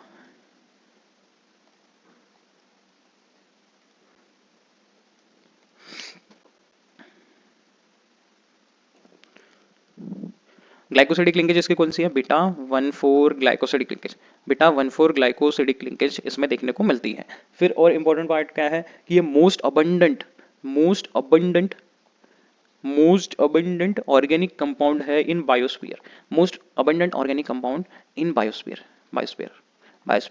अर्थ पे हम देखिए तो सबसे ज्यादा अमाउंट में जो ऑर्गेनिक कंपाउंड है वो है कौन सा? सेलुलोज।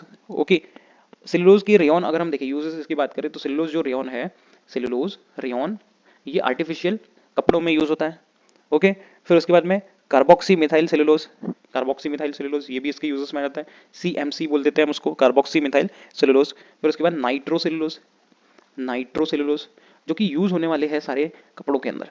एंड लास्ट इसका पल्प यूज होता है कहाँ पे? पेपर के लिए। पल्प यूज होता है पेपर के लिए। तो ये इंपॉर्टेंट पॉइंट हम ध्यान रखिए सेलुलोज के बारे में।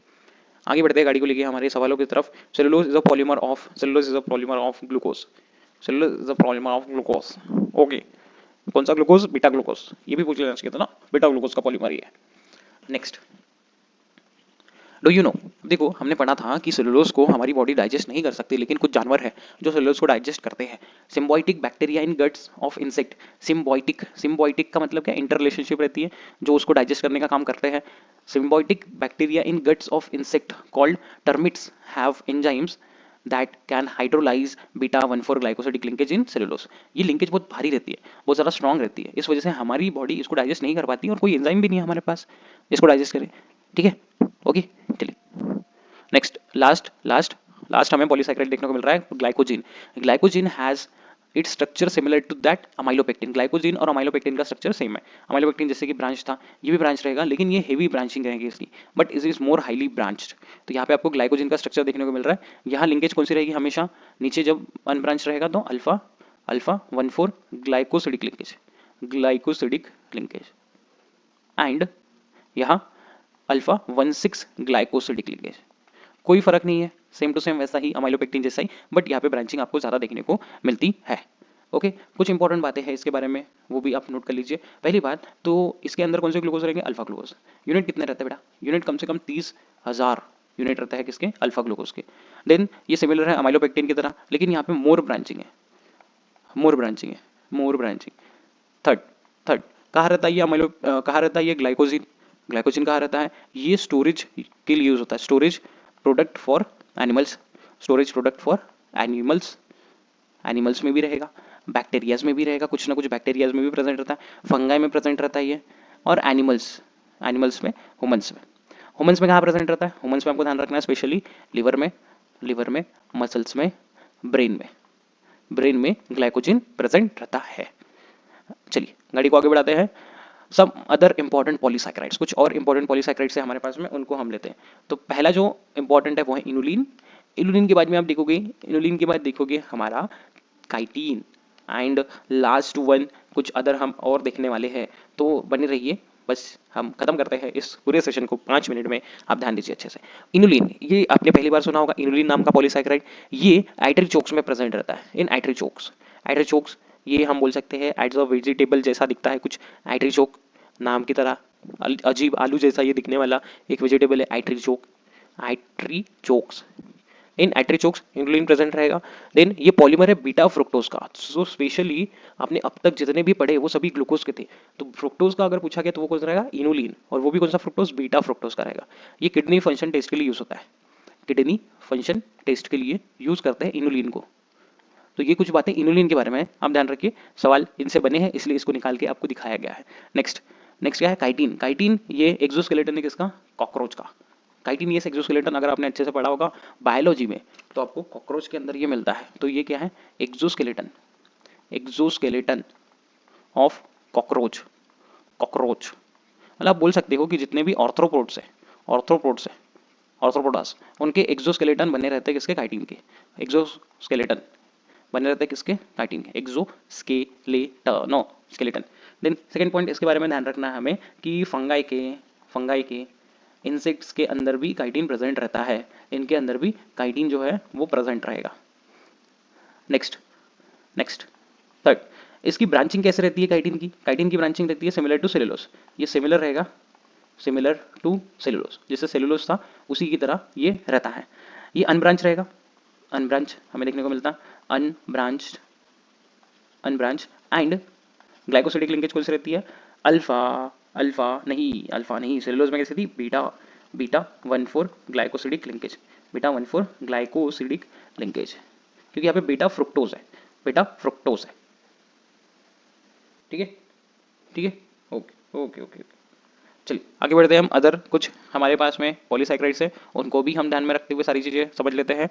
तो पहला है अदर में पेप्टिडोग्लाइकन, पेप्टिडोग्लाइकॉन, पेप्टिडोग्लाइकॉन कहाँ रहता है? ये प्रेजेंट रहता है सेल वॉल ऑफ बैक्टीरिया, कुछ बैक्टीरियाज की सेल वॉल में ये प्रेजेंट रहता है, कुछ अलगीज के सेल वॉल में प्रेजेंट रहता है ये, cell wall of bacteria and algae. फिर उसके बाद में ये हम देखेंगे, ये हो गया फर्स्ट अदर में। कॉन्ट्रिटीन, कॉन्ट्रिटीन सल्फेट, कॉन्ट्रिटीन सल्फेट्स के बारे में, ये जो हमारे नी में प्रेजेंट रहता है, घुटनों में प्रेजेंट रहता है वो, and last one keratin sulphates जो कि हमारे बालों में प्रेजेंट रहते हैं, केराटिन सल्फेट्स जो कि हमारे हेयर्स में प्रेजेंट रहते हैं। तो आई होप आपको ये पूरा का पूरा आपको कार्बोहाइड्रेट अच्छे से समझा होगा। आप रिस्पॉन्स कीजिएगा, क्या प्रॉब्लम आई, क्या डाउट है आपके, अच्छे तरीके से आपको समझा कि नहीं समझा। हम थैंक यू बोलते हुए विदा होते हैं और मिलेंगे अपने नेक्स्ट क्लास में, जिसमें हम कवर करेंगे अच्छे से पूरा ट्रिक्स टू रिमेंबर